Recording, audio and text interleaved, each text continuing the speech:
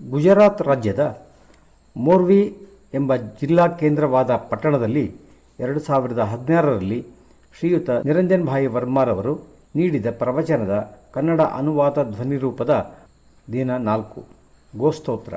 ನಮೋ ಗೋಭ್ಯಃ ಶ್ರೀಮತೀಭ್ಯ ಸೌರಭೇಯೀಭ್ಯ ಏವ ಚ ನಮೋ ಬ್ರಹ್ಮಸುತಾಭ್ಯಶ್ಚಭ್ಯ ಪವಿತ್ರಾಭ್ಯೋ ನಮೋ ನಮಃ. ಇದರ ಅರ್ಥ, ಈ ಸೃಷ್ಟಿಯ ಸನ್ಮಾನನೀಯ ಜೀವಿಗಳು ನಮ್ಮ ಗೋಮಾತೆಯರು. ನಮ್ಮ ಗೋಮಾತೆಯರು ಸೂರ್ಯನಾರಾಯಣನ ಪ್ರತಿನಿಧಿಗಳಾಗಿರುವರು. ಬ್ರಹ್ಮನ ಪುತ್ರಿಯರಾಗಿರುವ ಗೋಮಾತೆಯರಿಗೆ ಕೋಟಿ ಕೋಟಿ ನಮಸ್ಕಾರಗಳು. ಮೊದಲಿಗೆ ಚರಕ ಮಹರ್ಷಿಗಳ ಕತೆ.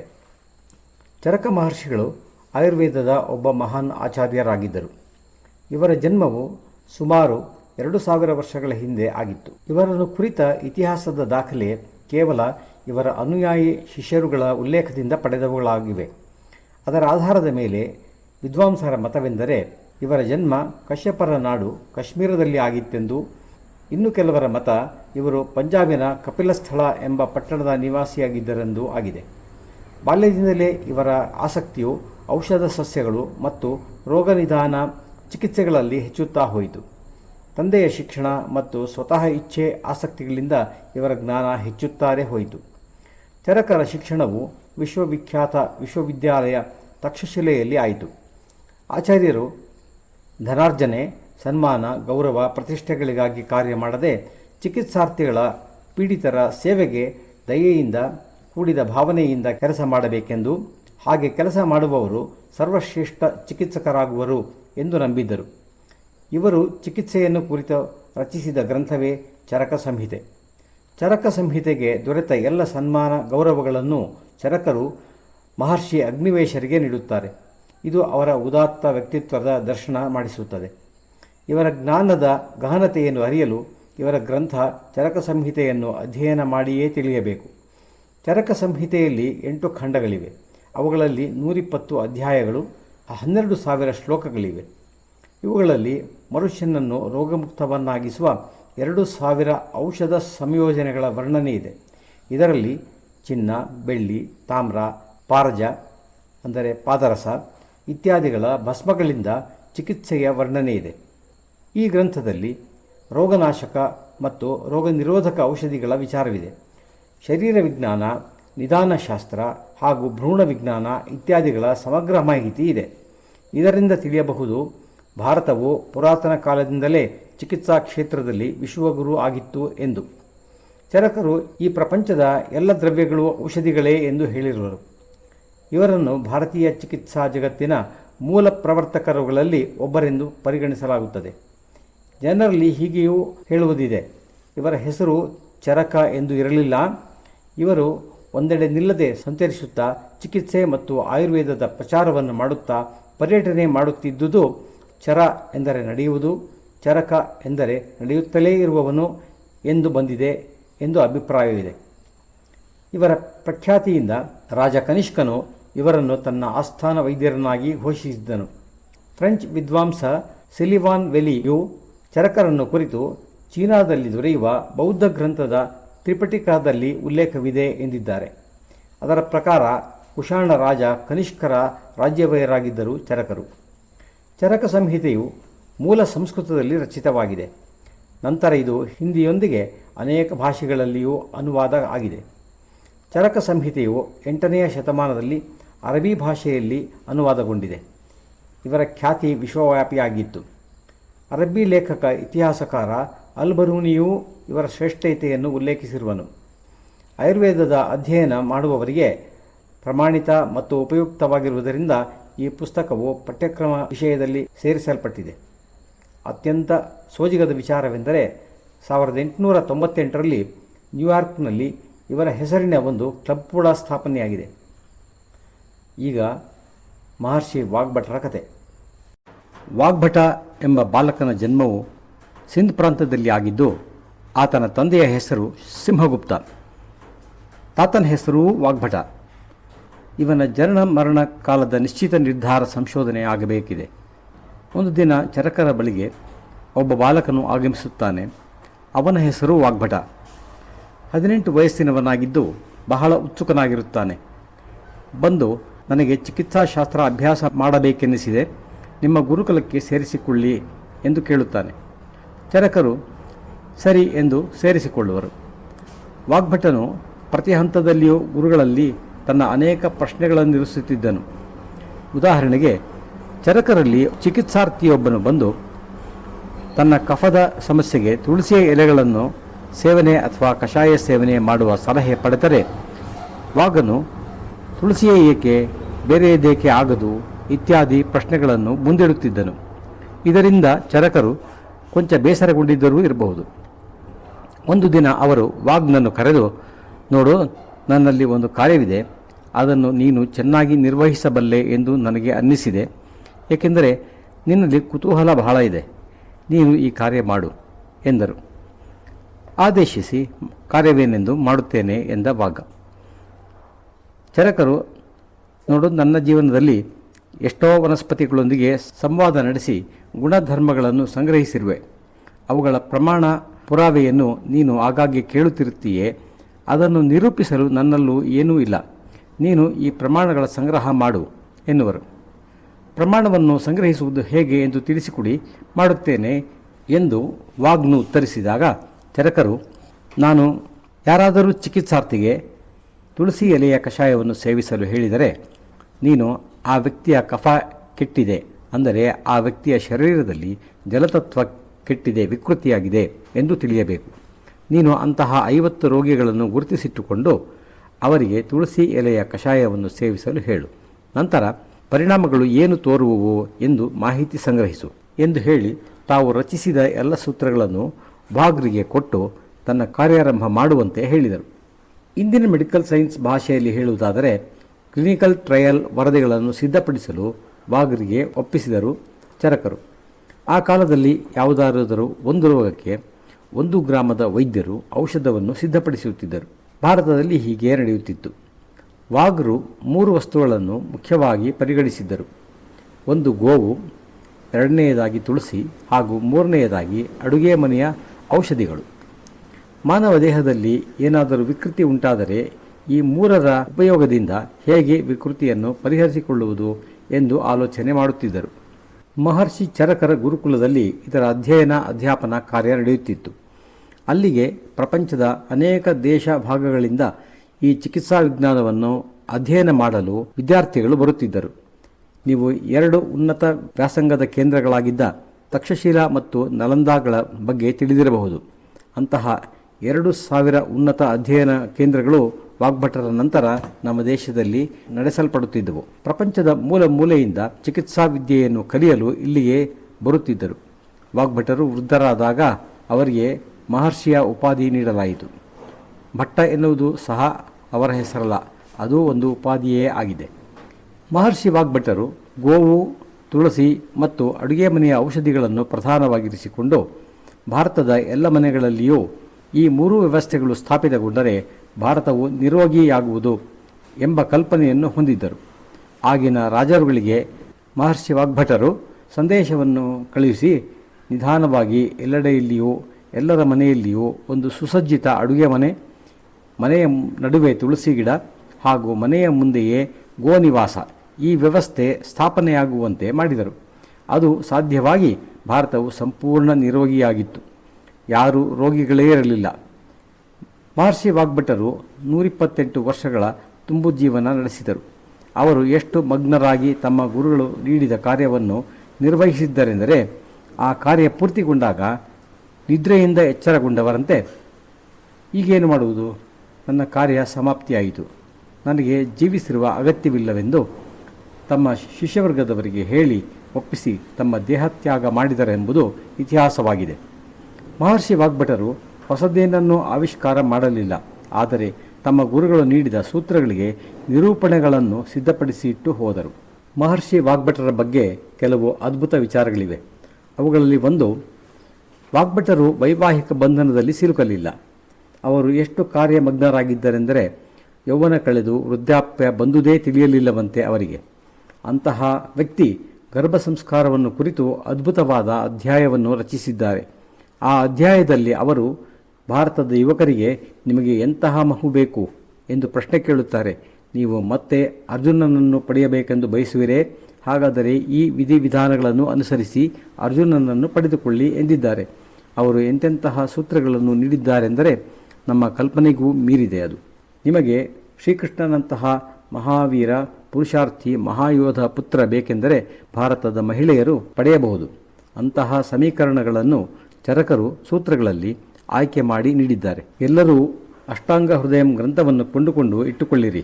ಎಲ್ಲ ಭಾರತೀಯ ಭಾಷೆಗಳಲ್ಲಿಯೂ ಅದು ದೊರೆಯುತ್ತದೆ. ಅದರ 2ನೇ ಅಧ್ಯಾಯವು ಗರ್ಭ ಸಂಸ್ಕಾರದ್ದಾಗಿದೆ. ಈ ಅಧ್ಯಾಯವನ್ನು ಎಂದೂ ಸಾಂಸಾರಿಕ ಜೀವನವನ್ನೇ ಅನುಭವಿಸದ ವ್ಯಕ್ತಿ ರಚಿಸಿರುವರು. ನಮಗೆ ಆಶ್ಚರ್ಯವಾಗುತ್ತದೆ ಇದು ಹೇಗೆ ಸಾಧ್ಯವಾಯಿತು ಎಂದು. 2ನೆಯ ಅದ್ಭುತ ಎಂದರೆ ಮಹರ್ಷಿ ವಾಗ್ಭಟರು ತಮ್ಮ ಜೀವನದಲ್ಲಿ ಎಂದೂ ತಮಗಾಗಿ ಅಡುಗೆ ಮಾಡಿಕೊಳ್ಳಲಿಲ್ಲ. ಗುರುಕುಲದ ಸಾಮೂಹಿಕ ಜೀವನ ನಡೆಸಿದವರು ಅವರು. ಎಲ್ಲರಿಗೂ ಏನು ಭೋಜನಕ್ಕೆ ಸಿದ್ಧಗೊಳ್ಳುವುದೋ ಅದೇ ಪ್ರಸಾದ ಅವರಿಗೂ ದೊರೆಯುತ್ತಿತ್ತು. ಅವರಿಗೆ ಒಮ್ಮೆಯೂ ಒಲೆ ಹೊತ್ತಿಸುವ ಅಗತ್ಯವೇ ಬರಲಿಲ್ಲ. ಅಂತಹವರು ಅಡುಗೆ ಮನೆಯನ್ನು ಕುರಿತು ಅದ್ಭುತ ಜ್ಞಾನ ನೀಡಿದ್ದಾರೆ. ಅವರ 2ನೆಯ ಗ್ರಂಥ ಅಷ್ಟಾಂಗ ಸಂಗ್ರಹಂನ 70% ಸೂತ್ರಗಳು ಅಡುಗೆ ಮನೆಯ ಪ್ರಯೋಗಗಳೇ ಆಗಿವೆ. ಅವರು ಅಡುಗೆ ಮನೆಯ ವಿನ್ಯಾಸವನ್ನು ವಿವರಿಸಿದ್ದಾರೆ. ಎಷ್ಟು ಉದ್ದ ಅಗಲ ಇರಬೇಕು, ಕಿಟಕಿಗಳ ಅಳತೆ, ಆಕಾರ, ದಿಕ್ಕು, ಬಾಗಿಲಿನ ಆಕಾರ, ಅಳತೆ, ದಿಕ್ಕು, ಒಲೆಯ ಆಕೃತಿ ಹೇಗಿರಬೇಕು, ಅದರ ಮೇಲೆ ಅನ್ನ ಮಾಡುವ ಪಾತ್ರೆಯ ವಿನ್ಯಾಸ ಹೇಗಿರಬೇಕು, ಜೋಳ, ಸಜ್ಜೆ, ಮೆಕ್ಕೆ ಇತ್ಯಾದಿಗಳ ರೊಟ್ಟಿ ಮಾಡಲು ಪಾತ್ರೆ ಹೇಗಿರಬೇಕು ಎಂಬ ಎಲ್ಲ ಸೂಕ್ಷ್ಮ ವಿಚಾರಗಳನ್ನು ಗಮನಿಸಿ ವಿವರಿಸಿದ್ದಾರೆ. 48 ಔಷಧಿಗಳನ್ನು ಹೇಗೆ ಅಡುಗೆ ಮನೆಯಲ್ಲಿ ಬಳಸುವುದು ಎಂದು ವಿವರಿಸಿದ್ದಾರೆ. 48 ಔಷಧಿಗಳನ್ನು ಪಕ್ವಾನ್ನಗಳನ್ನು ಮಾಡುವುದರೊಂದಿಗೆ ಜೋಡಿಸಿರುವರು. ಗುಂಡು ಮೆಣಸನ್ನು ಹೇಗೆ ಯಾವ ಪಕ್ವಾನ್ನಗಳ ನಿರ್ಮಾಣದಲ್ಲಿ ಬಳಸಬೇಕೆಂದು ವಿವರಿಸಿರುವರು. ನಾನು ನಮ್ಮ ದೇಶದ ಗೃಹಿಣಿಯರಲ್ಲಿ ವಿನಂತಿಸಿಕೊಳ್ಳುತ್ತೇನೆ, ನೀವು ನಿಶ್ಚಯವಾಗಿ ಅಷ್ಟಾಂಗ ಹೃದಯಂ ಮತ್ತು ಅಷ್ಟಾಂಗ ಸಂಗ್ರಹಂ ಗ್ರಂಥಗಳನ್ನು ಓದಿರಿ. ಅದು ನಿಮ್ಮ ಜೀವನವನ್ನು ಸುಂದರವಾಗಿಸುತ್ತದೆ, ನಿಮ್ಮ ಪರಿವಾರವನ್ನು ನಿರೋಗಿಯಾಗಿಸುವುದು. ಮಹರ್ಷಿ ವಾಗ್ಭಟರು ತಮ್ಮದೇ ಆದ ಯಾವ ಪುಸ್ತಕ ಅಥವಾ ಗ್ರಂಥವನ್ನು ರಚನೆ ಮಾಡಲಿಲ್ಲ. ಆಗಿನ ಸಮಯವು ಗುರು ಶಿಷ್ಯ ಪರಂಪರೆಯ ಸಮಯವಾಗಿದ್ದು ಋಷಿಚರಕರು ಎಷ್ಟು ಸೂತ್ರ ಸಮೀಕರಣಗಳನ್ನು ನೀಡಿದರೋ ಅವುಗಳನ್ನು ಋಷಿ ವಾಗ್ಭಟರು ಕಂಠಸ್ಥ ಮಾಡಿಕೊಂಡರು. ಅವುಗಳನ್ನು ತಮ್ಮ ಶಿಷ್ಯರಿಗೆ ನೀಡಿದರು. ಮಹರ್ಷಿ ವಾಗ್ಭಟರ ವ್ಯಕ್ತಿತ್ವವು ಎಷ್ಟು ಬೃಹತ್ತಾಗಿತ್ತೆಂದರೆ ಆ ಕುಲಪತಿಯ ಪದವಿಯನ್ನು ಅಲಂಕರಿಸಿದವರಿಗೆಲ್ಲ ವಾಗ್ಭಟ ಎಂದೇ ಕರೆಯಲಾರಂಭಿಸಿದರು. ಅವರ ಹೆಸರು ಪದವಿ ರೂಪದಲ್ಲಿ ಪರಿವರ್ತಿತವಾಯಿತು. ಹೀಗಿದ್ದ ಗುರು ಶಿಷ್ಯ ಪರಂಪರೆಯ 12ನೇ ಪೀಳಿಗೆ ಬಂದಾಗ ಆಗಿನ ಆ ಕುಲಪತಿಗಳು ಇನ್ನೂ ಈ ಬೃಹತ್ ವಿಷಯವನ್ನು ಕಂಠಸ್ಥವಾಗಿಸಿ ಮುಂದಿನ ಪೀಳಿಗೆಗೆ ವರ್ಗಾವಣೆ ಮಾಡುವುದು ಕಠಿಣ ಎಂದೆನಿಸಿದರು. ಆ ಸಮಯದಲ್ಲಾಗಲೇ ಬರವಣಿಗೆಯೂ ಬೆಳೆದು ಬಂದಿತ್ತು. ಈ 12ನೇ ಪೀಳಿಗೆಯ ಕುಲಪತಿ ವಾಗ್ಭಟರು ಎಲ್ಲ ಸೂತ್ರ ಸಮೀಕರಣಗಳನ್ನು ಸಂಗ್ರಹ ಮಾಡಿ ಗ್ರಂಥವನ್ನು ಸಿದ್ಧಪಡಿಸಿದರು. ಅಷ್ಟಾಂಗ ಹೃದಯಂ ಮತ್ತು ಅಷ್ಟಾಂಗ ಸಂಗ್ರಹಂ. ಈ ಗ್ರಂಥಗಳು ವೃದ್ಧ ಕುಲಪತಿ ವಾಗ್ಭಟರು ರಚಿಸಿದ್ದವೂ ಅಲ್ಲ, ಅವರ 12ನೆಯ ಪೀಳಿಗೆಯ ವಾಗ್ಭಟರು ರಚಿಸಿದ್ದವುಗಳಾಗಿವೆ. ಈ ಸಂಗ್ರಹದಲ್ಲಿ 7,000 ಸಮೀಕರಣಗಳಿವೆ. ಅವುಗಳಲ್ಲಿ 3,000 ಸಮೀಕರಣಗಳು ಅಷ್ಟಾಂಗ ಹೃದಯದ್ದಾಗಿದೆ. ಈ ಗ್ರಂಥದ ಸೂತ್ರಗಳು ನಾವು ನಿರೋಗಿ ಜೀವನವನ್ನು ರೂಪಿಸಿಕೊಳ್ಳಲು ಬೇಕಾದವುಗಳಾಗಿವೆ. ಉಳಿದ 4,000ದಷ್ಟು ಸೂತ್ರಗಳು ಅಷ್ಟಾಂಗ ಸಂಗ್ರಹದ್ದಾಗಿವೆ. ಈ ಸೂತ್ರಗಳ ಉದ್ದೇಶವೇನೆಂದರೆ ನಾವು ನಮ್ಮ ಜೀವನದಲ್ಲಿ ತಿಳಿದೋ ತಿಳಿಯದೆಯೋ ಮಾಡಿದ ತಪ್ಪಿನಿಂದ ದೇಹದಲ್ಲಿ ವಿಕೃತಿಯುಂಟಾಗಿ ಆರೋಗ್ಯವನ್ನು ಕಳೆದುಕೊಂಡರೆ ಅದನ್ನು ಗೋವಂಶದ ಸಹಾಯದಿಂದ, ತುಳಸಿಯ ಮತ್ತು ಅಡಿಗೆ ಮನೆಯ 48 ಔಷಧಿಗಳ ಸಹಾಯದಿಂದ ಮರಳಿ ಗಳಿಸಿಕೊಳ್ಳಲು ಆಚರಿಸಲು ಬೇಕಾಗಿರುವ ಸೂಚನೆ ಸಲಹೆಗಳಾಗಿವೆ. ಈ ಗ್ರಂಥದ ಅಂತ್ಯದಲ್ಲಿ ಇವುಗಳಿಂದಲೂ ನಿವಾರಣೆಯಾಗದಿದ್ದರೆ ನಿಮ್ಮ ಹಿತ್ತಲ ತೋಟದಲ್ಲಿ ಕೆಲವು ಮರಗಿಡಗಳನ್ನು ಬೆಳೆಸಿಕೊಂಡು ಅವುಗಳ ಉಪಯೋಗ ಪಡೆಯುವುದನ್ನು ಕುರಿತು ಒಂದು ಕಿರು ಅಧ್ಯಾಯವೂ ಇದೆ. ಈ 2 ಗ್ರಂಥಗಳನ್ನು ಅಧ್ಯಯನ ಮಾಡಿದ ನಂತರ ನನಗೆ ನಾವು ವಾಗ್ಭಟರ ದಿಶಾನಿರ್ದೇಶದಂತೆ ನಮ್ಮ ಜೀವನವನ್ನು ಗೋಸಾನ್ನಿಧ್ಯದಲ್ಲಿ ತಂದುಕೊಂಡರೆ ಇಂದು ನಮಗೆ ಕಂಡುಬರುವ ರೋಗಗಳು ಎಷ್ಟಿವೆ, ಅವುಗಳಲ್ಲಿ 85% ರೋಗಗಳ ನಿವಾರಣೆ ಆಗುವುದು. ಉಳಿದ 15% ರೋಗಗಳಿಗೆ ನಮಗೆ ಅನುಭವಿ ವೈದ್ಯರ ಸಲಹೆ ಸೂಚನೆ ಅಗತ್ಯ ಇರುತ್ತದೆ. ಈ 15% ರೋಗಗಳ ಸಂಖ್ಯೆಯು ಸುಮಾರು 15-16 ಇರಬಹುದು ಅಷ್ಟೇ. ಅಷ್ಟಾಂಗ ಹೃದಯದ ಮೊದಲ ಭಾಗದಲ್ಲಿ ನಮ್ಮ ದಿನಚರ್ಯೆಯನ್ನು ಕುರಿತ ನಿರ್ದೇಶನಗಳಿವೆ. ಇಲ್ಲಿ ವಾಗ್ಭಟರು ಮನುಷ್ಯನು ತನ್ನ ಜೀವನವನ್ನು ಸೂರ್ಯನ ಗತಿಗೆ ಅನುಗುಣವಾಗಿ ನಡೆಸಿದ್ದೇ ಆದರೆ ಚಂದ್ರನ ಗತಿಗೆ ಅನುಗುಣವಾಗಿ ನಡೆಸಿದ್ದೇ ಆದರೆ ಅವನು ಎಂದೂ ರೋಗಿಯಾಗಲು ಸಾಧ್ಯವೇ ಇಲ್ಲ ಎಂದಿದ್ದಾರೆ. ಸೂರ್ಯನೊಂದಿಗೆ ನಾವು ನಿದ್ರೆ ಕಳೆದು ಎದ್ದು ಸೂರ್ಯನು ಅಸ್ತಮಾನವಾದಾಗ ನಾವು ವಿಶ್ರಾಂತಿಗೆ ಜಾರಿದರೆ, ಅಂದರೆ ಮನುಷ್ಯನು ಸೂರ್ಯಾನುಗಾಮಿ ಜೀವನ ನಡೆಸಿದರೆ ರೋಗಗ್ರಸ್ತನಾಗಲಾರ.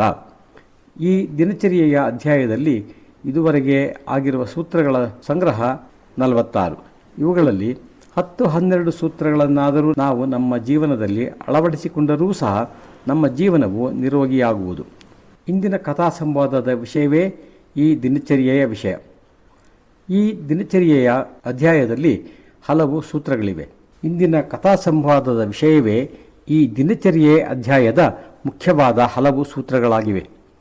ಸೂತ್ರಗಳು ಮಹರ್ಷಿ ವಾಗ್ಭಟರದಾಗಿದ್ದು ಅವುಗಳ ಇಂದಿನ ಸಮಯ ಮತ್ತು ನಿಮ್ಮ ನಗರದ ಪರಿಪ್ರೇಕ್ಷೆಯಲ್ಲಿ ವಿಶ್ಲೇಷಗಳು ನಮ್ಮದಾಗಿವೆ. ವಾಗ್ಭಟರು ತಮ್ಮ ಗುರುಗಳು ನೀಡಿದ ಸೂತ್ರಗಳನ್ನು ಪೌರಾಣಿಕ ಸಂಸ್ಕೃತದಲ್ಲಿ ಯಥಾವತ್ತಾಗಿ ನಮಗೆ ನೀಡಿದ್ದಾರೆ. ಈ ಪೌರಾಣಿಕ ಸಂಸ್ಕೃತವು ಸ್ವಲ್ಪ ಕ್ಲಿಷ್ಟಕರವಾಗಿದ್ದು ನಮ್ಮ ದೇಶದ ಇಬ್ಬರು ಟೀಕಾಕಾರರು, ರವಿದತ್ತ ಶಾಸ್ತ್ರಿಯವರು ಮತ್ತು ಬ್ರಹ್ಮಾನಂದ ತ್ರಿಪಾಠಿಯವರು, ಹಿಂದಿ ಭಾಷೆಯಲ್ಲಿ ಅನುವಾದ ಮಾಡಿದ್ದಾರೆ. ರವಿದತ್ತ ಶಾಸ್ತ್ರಿಯವರು ಈ ಸೂತ್ರಗಳ ವ್ಯಾಖ್ಯಾನವನ್ನು ಹಿಂದಿ ಭಾಷೆಯಲ್ಲಿ ಅನುವಾದ ಮಾಡಿದ್ದಾರೆ.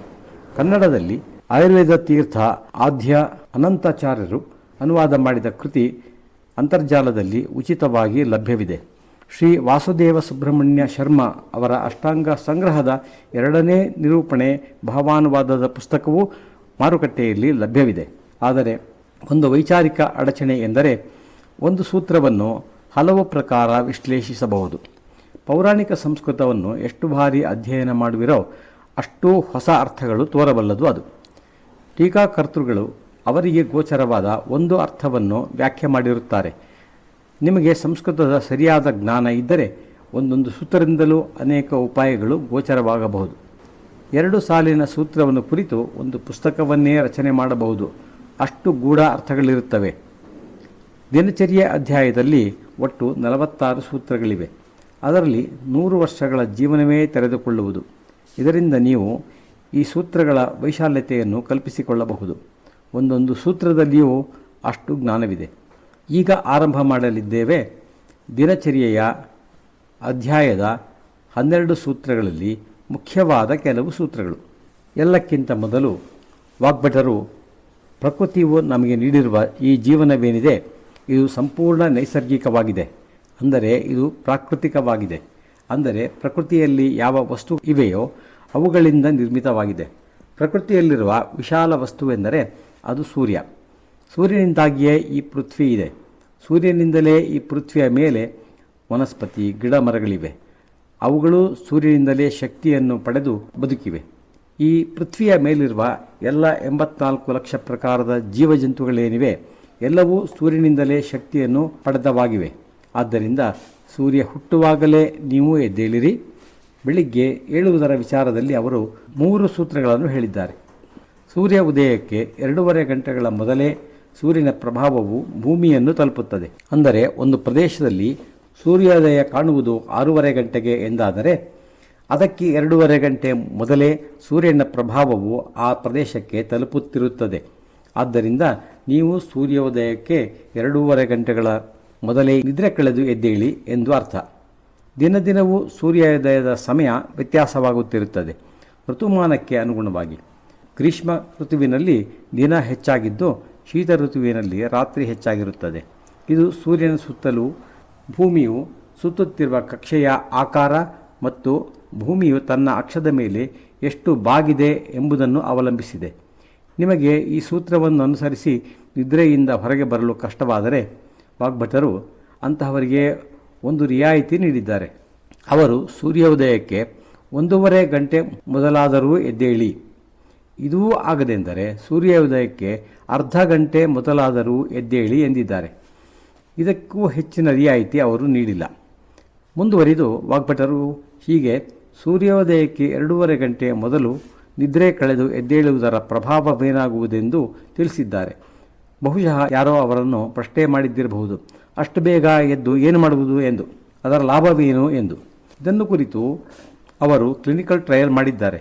ವಾಗ್ಭಟರು 50 ಜನರನ್ನು ಕರೆದು ಬೆಳಿಗ್ಗೆ ಸೂರ್ಯೋದಯಕ್ಕೆ 2:30 ಗಂಟೆ ಮೊದಲೇ ಎಬ್ಬಿಸಿ ಕ್ಲಿನಿಕಲ್ ಟ್ರಯಲ್ ಮಾಡಿದ್ದಾರೆ.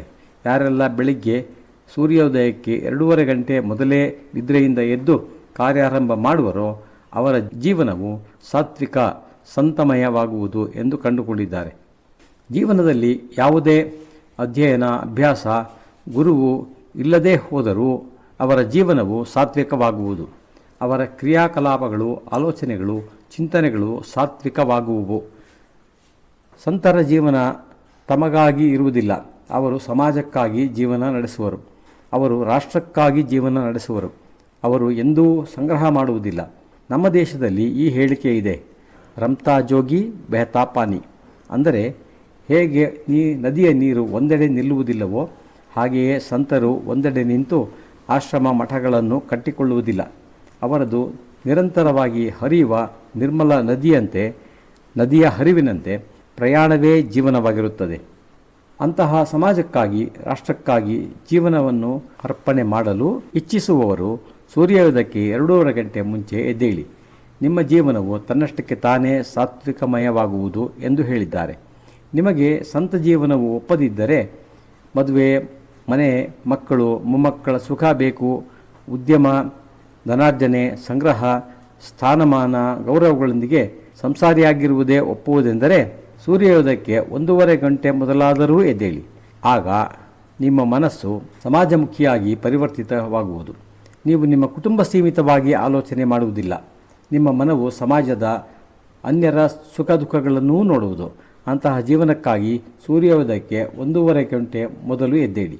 ನಿಮಗೆ ಬೇರೆ ಯಾರ ಮಾರ್ಗದರ್ಶನವಿಲ್ಲದಿದ್ದರೂ ಸೂರ್ಯನಾರಾಯಣನ ಮಾರ್ಗದರ್ಶನ ದೊರೆಯುವುದು. ಸಾಕ್ಷಾತ್ ಸೂರ್ಯನಾರಾಯಣನು ನಿಮ್ಮ ಜೀವನದಲ್ಲಿ ಪರಿವರ್ತನೆ ತರುವನು. ಮೂರನೆಯದಾಗಿ, ನೀವು ಕೇವಲ ನಿಮ್ಮ ಪರಿವಾರಕ್ಕೆ ಸೀಮಿತವಾದ ಮನವುಳ್ಳವರಾಗಿದ್ದರೆ ಆಗಲೂ ನೀವು ಕನಿಷ್ಠ ಸೂರ್ಯೋದಯಕ್ಕೆ ಅರ್ಧ ಗಂಟೆ ಮೊದಲಾದರೂ ಎದ್ದೇಳಿ. ನಿಮ್ಮ ಜೀವನವು ಸುಖಮಯವಾಗುವುದು. ಪರಿವಾರದಲ್ಲಿ ಕಲಹ ಇರುವುದಿಲ್ಲ. ಸಾಮರಸ್ಯ, ಶಾಂತಿ ತುಂಬಿರುವುದು. ನಾಲ್ಕನೆಯ ವಿಕಲ್ಪ ಇಲ್ಲ. ಇಷ್ಟು ತಿಳಿದ ನಂತರ ನಾನು ಆಲೋಚನೆಗಿಳಿದೆ. ಈ ಶರೀರದಲ್ಲಿ ಅಂತಹದ್ದೇನಿದೆ ಸೂರ್ಯನಿಗೆ ಸಂಬಂಧಿಸಿದುದು? ಸೂರ್ಯೋದಯಕ್ಕೆ 2:30 ಗಂಟೆ ಮೊದಲು ಎದ್ದವರು ಸಂತರಾಗಲು, ಸೂರ್ಯೋದಯಕ್ಕೆ 1:30 ಗಂಟೆ ಮೊದಲು ಎದ್ದವರು ಸಂಸಾರಿಯಾಗಿಯೂ ಸಮಾಜಮುಖಿಯಾಗುವರು. ಹಾಗೂ ಕನಿಷ್ಠ ಸೂರ್ಯೋದಯಕ್ಕೆ ಅರ್ಧ ಗಂಟೆ ಮೊದಲು ಎದ್ದವರು ಸದ್ಗೃಹಸ್ಥರಾಗುವುದಕ್ಕೆ, ಮನಚಿತ್ತಗಳು ಪರಿವರ್ತರಾಗುವುದಕ್ಕೆ, ಜೀವನ ನಿರೋಗಿಯಾಗುವುದಕ್ಕೆ. ಇದನ್ನು ಕುರಿತು ಬಹಳಷ್ಟು ಅಧ್ಯಯನ ಮಂಥನ ಮಾಡಿದಾಗ ನಮ್ಮ ಮೆದುಳಿನ ನಡುವೆ ಒಂದು ಬಟಾಣಿ ಕಾಳಿನಷ್ಟು ಗಾತ್ರದ ಒಂದು ಗ್ರಂಥಿ ಇದೆ. ಅದನ್ನು ಪೀಯೂಷ ಗ್ರಂಥಿ ಎಂದೆನ್ನುತ್ತಾರೆ. ಇದನ್ನು ಪಾಶ್ಚಾತ್ಯರು ಪಿಟ್ಯೂಟರಿ ಗ್ಲ್ಯಾಂಡ್ ಎನ್ನುತ್ತಾರೆ. ಇದು ಬಹಳ ಅದ್ಭುತವಾದದ್ದಾಗಿದೆ. ಇದರ ಕಾರ್ಯವು ಸೂರ್ಯೋದಯಕ್ಕೆ 2:30 ಗಂಟೆ ಮೊದಲು ಆರಂಭವಾಗುತ್ತದೆ. ಸೂರ್ಯಾಸ್ತವಾದ ಮೇಲೆ ಸುಮ್ಮನಾಗುತ್ತದೆ. ಈ ಪೀಯೂಷ ಗ್ರಂಥಿಯ ಕಾರ್ಯವೇನೆಂದರೆ ನಮ್ಮ ಮನಸ್ಸಿಗೆ ಪ್ರೇರಣೆ ನೀಡುವುದು, ಸಂವೇದನಶೀಲವಾಗಿಸುವುದು, ಚೈತನ್ಯವನ್ನು ಜಾಗೃತಗೊಳಿಸುವುದು. ಅಂದರೆ ನಮ್ಮ ಶರೀರದಲ್ಲಿ ಏನಾದರೂ ತೊಂದರೆಯಾದರೆ ಅದರ ಸ್ವಯಂ ನಿವಾರಣೆ ಮಾಡುವುದು, ಸ್ವಚಿಕಿತ್ಸೆಯಾಗುವಂತೆ ಮಾಡುವುದು ಆಗಿದೆ. ನಮಗೆ ಏನಾಗಿದೆ ಎಂಬುದರ ಅರಿವೇ ಇಲ್ಲವಾದರೆ ನಮಗೆ ಅನ್ಯರ ವೈದ್ಯರ ಅಗತ್ಯ ಬರುತ್ತದೆ. ಪೀಯೂಷ ಗ್ರಂಥಿ ಜಾಗೃತವಾಗಿದ್ದು ನೀವು ಜಾಗೃತವಾಗಿದ್ದರೆ ನಿಮ್ಮ ದೇಹದ ಸುಧಾರಣೆಗೆ ಪೀಯೂಷ ಗ್ರಂಥಿಯು ದುರಸ್ತಿ ಅಗತ್ಯವಿರುವ ಅಂಗಕ್ಕೆ ಯಾವುದರ ಅಗತ್ಯವಿದೆಯೋ ಅದರ ಪೂರೈಕೆಗೆ ಶರೀರ ವ್ಯವಸ್ಥೆಗೆ ಸೂಚನೆ ಕಳಿಸುತ್ತದೆ. ರಕ್ತದ, ಪ್ರಾಣವಾಯುವಿನ, ಪೋಷಕಾಂಶಗಳ ಕೊರತೆ ಇದ್ದರೆ ರಕ್ತ ಇತ್ಯಾದಿಗಳ ಪೂರೈಕೆಗೆ ಸೂಚನೆ ಕಳುಹಿಸುತ್ತದೆ. ಈ ಪೀಯೂಷ ಗ್ರಂಥಿಯ ರಹಸ್ಯವನ್ನು ಇಂದಿನ ಮೆಡಿಕಲ್ ಸೈನ್ಸ್ ಅರಿತಿಲ್ಲ. ಪೀಯೂಷ ಗ್ರಂಥಿಗೆ ಏನಾದರೂ ತೊಂದರೆಯಾದರೆ ಈಗಿನ ಮೆಡಿಕಲ್ ಸೈನ್ಸ್ನವರಿಗೆ ಏನೂ ಮಾಡಲು ಇರಲಿ, ಅದನ್ನು ಅರಿತುಕೊಳ್ಳಲು ಸಾಧ್ಯವಿಲ್ಲ. ಅಷ್ಟು ನಿಗೂಢ ಈ ಒಂದು ಬಟಾಣಿ ಗಾತ್ರದ ಗ್ರಂಥಿಯ ವಿಜ್ಞಾನ. ಇದು ಸೂರ್ಯನ ಉದಯ ಕಾಲದಲ್ಲಿ, ಅಂದರೆ ಸೂರ್ಯೋದಯಕ್ಕೆ 2:30 ಗಂಟೆ ಮೊದಲು ತನ್ನ ಚಟುವಟಿಕೆಯನ್ನು ಆರಂಭಿಸುತ್ತದೆ. ಸೂರ್ಯೋದಯವಾದ ಮೇಲೆ ತನ್ನ ಕಾರ್ಯ ಸಮಾಪ್ತಿಯಾಗಿಸುತ್ತದೆ. ಮಹರ್ಷಿ ವಾಗ್ಭಟರು ಈ ಪೀಯೂಷ ಗ್ರಂಥಿಯು ನಮ್ಮ ಜಾಗೃತಾವಸ್ಥೆಯಲ್ಲಿ ಕಾರ್ಯ ಮಾಡುವಂತೆ ಮಾಡಿಕೊಂಡರೆ ನಿಶ್ಚಯವಾಗಿ ನಿಮ್ಮ ಜೀವನ ಈ ಜಗತ್ತಿಗೆ ಒಳಿತಾಗುವಂತೆ ಮಾಡುತ್ತದೆ. ನಿಮ್ಮ ಮನಸ್ಸು ಅಷ್ಟು ವಿಶಾಲವಾಗುತ್ತದೆ. ನಿಮ್ಮ ಜೀವನದಿಂದ ಸ್ವಾರ್ಥವು ದೂರವಾಗುವುದು. ನೀವು 1 ಗಂಟೆ ಪೀಯೂಷ ಗ್ರಂಥಿಯನ್ನು ಬಳಸಿಕೊಳ್ಳಲಿಲ್ಲವೆಂದರೆ ನೀವು ಸಮಾಜಮುಖಿಯಾಗುವಿರಿ. 2 ಗಂಟೆಗಳನ್ನು ಬಿಟ್ಟಿರಾದರೆ ನಿಮ್ಮ ಕುಟುಂಬಕ್ಕೆ ಹಿತೈಷಿಯಾಗುವಿರಿ. ಪಿಯೂಷ ಗ್ರಂಥಿ ಕಾರ್ಯ ನಿಲ್ಲಿಸಿದ ಮೇಲೆ ಎಚ್ಚರಗೊಂಡರೆ ನೀವು ಎಲ್ಲಿಗೂ ಆಗಲಾರಿರಿ. ಇಂದು ಸಮಾಜದಲ್ಲಿ ಆಗುತ್ತಿರುವ ಎಲ್ಲ ಜಗಳ, ಕದನ, ರೋಗ ರುಜಿನಗಳಿಗೆ ಇದೇ ಮುಖ್ಯ ಕಾರಣಗಳಲ್ಲೊಂದಾಗಿದೆ. ಈಗ ನೀವು ನಿರ್ಧಾರ ಮಾಡಿಕೊಳ್ಳಿ, ನಿಮ್ಮ ಜೀವನ ಹೇಗಿರಬೇಕೆಂದು. ಇದರಂತಹ ಸದ್ಗುರು ಇನ್ನೊಬ್ಬರಿಲ್ಲ. ನಿಮಗೆ ಈ ಗುರುವಿಗಿಂತ ಬೇರೆ ಗುರುವಿನ ಅಗತ್ಯವೂ ಬೀಳುವುದಿಲ್ಲ. ಕಲ್ಪನೆ ಮಾಡಿಕೊಳ್ಳಿ, ಈ ಭೂಮಿಯ ಮೇಲೆ ಆ ಮೊದಲ ವ್ಯಕ್ತಿ ಯಾರು ಗುರುತ್ವವನ್ನು ಧಾರಣೆ ಮಾಡಿಕೊಂಡವನಾಗಿದ್ದನೆಂದು. ಈ ಸೃಷ್ಟಿಯ ಮೊದಲ ಗುರುವಿಗೆ ಜ್ಞಾನವು ಎಲ್ಲಿಂದ ದೊರೆತಿರಬಹುದು ಎಂದು ಊಹಿಸಿಕೊಳ್ಳಿ. ಈ ಪಿಯೂಷದ ಒಳಗಡೆ ಏನಿದೆ? ಈ ಪಿಯೂಷದ ಒಳಗೆ ಸೌರಮಂಡಲದ ನಿರ್ಮಾಣದಿಂದ ಆರಂಭವಾಗಿ ಅದು ಅಂತ್ಯವಾಗುವವರೆಗಿನ ಎಲ್ಲ ವಿವರಗಳು ಮುದ್ರಿತವಾಗಿ ಇವೆ. ಮುಂದಿನ ಕ್ಷಣದಲ್ಲಿ ಏನು ಘಟಿಸಲಿದೆ ಎಂಬುದೆಲ್ಲವೂ ಇಲ್ಲಿ ಮುದ್ರಿತವಾಗಿದೆ. ಅದು ಸೌರಮಂಡಲದ ಅತ್ಯಂತ ಸೂಕ್ಷ್ಮವಾದ ಕಂಪ್ಯೂಟರ್ ಆಗಿದ್ದು ಅದರ ರಹಸ್ಯವು ಮನುಷ್ಯನಿಗೆ ಎಂದೂ ದೊರೆಯದಂತಿದೆ. ಆದರೆ ನಮ್ಮ ಋಷಿಗಳು ಈ ಗ್ರಂಥಿಯ ಬಗ್ಗೆ ಬಹಳಷ್ಟು ಶೋಧನೆ ನಡೆಸಿದ್ದಾರೆ, ಅದನ್ನು ಅರಿತಿದ್ದಾರೆ. ಪಿಯೂಷ ಗ್ರಂಥಿಯಲ್ಲಿ ಎಲ್ಲ ಭೌತಿಕ, ರಸಾಯನ, ಜೀವಶಾಸ್ತ್ರ, ಅರ್ಥಶಾಸ್ತ್ರ ಇತ್ಯಾದಿ ಶಾಸ್ತ್ರಗಳ ಜ್ಞಾನವೆಲ್ಲವೂ ಅಡಗಿದೆ. ಪ್ರಪಂಚದಲ್ಲಿ ಈಗ ಇರುವ, ಮುಂದೆ ಬರಬಹುದಾದ ಎಲ್ಲ ಜ್ಞಾನವೂ ತುಂಬಿದೆ. ನಾವು ಅಭ್ಯಾಸ, ಅಧ್ಯಯನ ಮಾಡಿ ತಿಳಿವೆವೋ ಅವೆಲ್ಲವೂ ಪಿಯೂಷ ಗ್ರಂಥಿಯನ್ನು ಅರಿತವನಿಗೆ ತನ್ನಷ್ಟಕ್ಕೆ ತಾನೇ ಬರುತ್ತದೆ. ಈ ಗುಣ ಗುರುವಿನ ಬಳಿ ಇರುತ್ತದೆ. ಗುರುವಿನಲ್ಲಿ ಪಿಯೂಷ ಗ್ರಂಥಿಯು ಒಳಗಿನಿಂದ ತ್ರಿಕಾಲಜ್ಞಾನವನ್ನು ಸಾಕ್ಷಾತ್ಕಾರವಾಗಿಸುತ್ತದೆ. ಈ ಜ್ಞಾನದ್ವಾರವು ಎಲ್ಲ ಮನುಷ್ಯನ ಬಳಿಯೂ ಇದೆ. ಈಗ ಇದರಿಂದ ಮುಂದುವರಿಯೋಣ. ಎಚ್ಚರಗೊಂಡೆವು, ಎದ್ದು ಮಾಡುವುದೇನು?